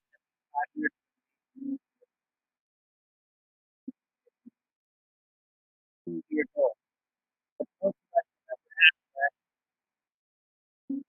Born William West Anderson, um, but under his professional name was, of course, we know him from his role as Batman in the 1966 television series and movie of the same name. Um, he also did a number. He also, of course, lent his voice to a number of voice roles as well. Kind of go down those real quick. He was voiced himself in The Simpsons and Johnny Bravo. Mayor Qualog in Family Guy. Simon Trent in Batman the Animated Series. Beware the episode Beware the Grey Ghost. Mayor Grange in The Batman. Thomas Wayne in Batman the Brave and the Bold. Batman in The New Adventures of Batman, Super Friends. Um, and so basically, he did a number of voice work as well in association with Batman as well. Natalie Portman's 42. Um, Mike just frizzed again. I think it's your computer being wacky. Um, well, maybe I don't know. So basically, he did a number of voice work as well in association with Batman as well. Natalie Portman's 42. Mike just frizzed again. I think it's your computer being wacky. Yeah, I just checked on YouTube there.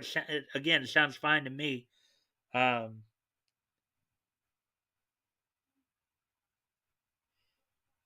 you have to back farther. Do you think that maybe the mic's not working because I'm a little too close, Batco? Is that where you're going at with that?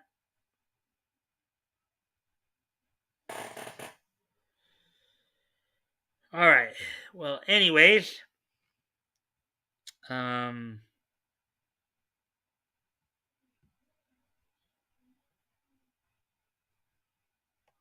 that's all the niche history we have for tonight. Um, so, maybe what I'm doing is I'm getting so close that I'm getting ahead of the mic, and that might be the problem. Think it's your computer.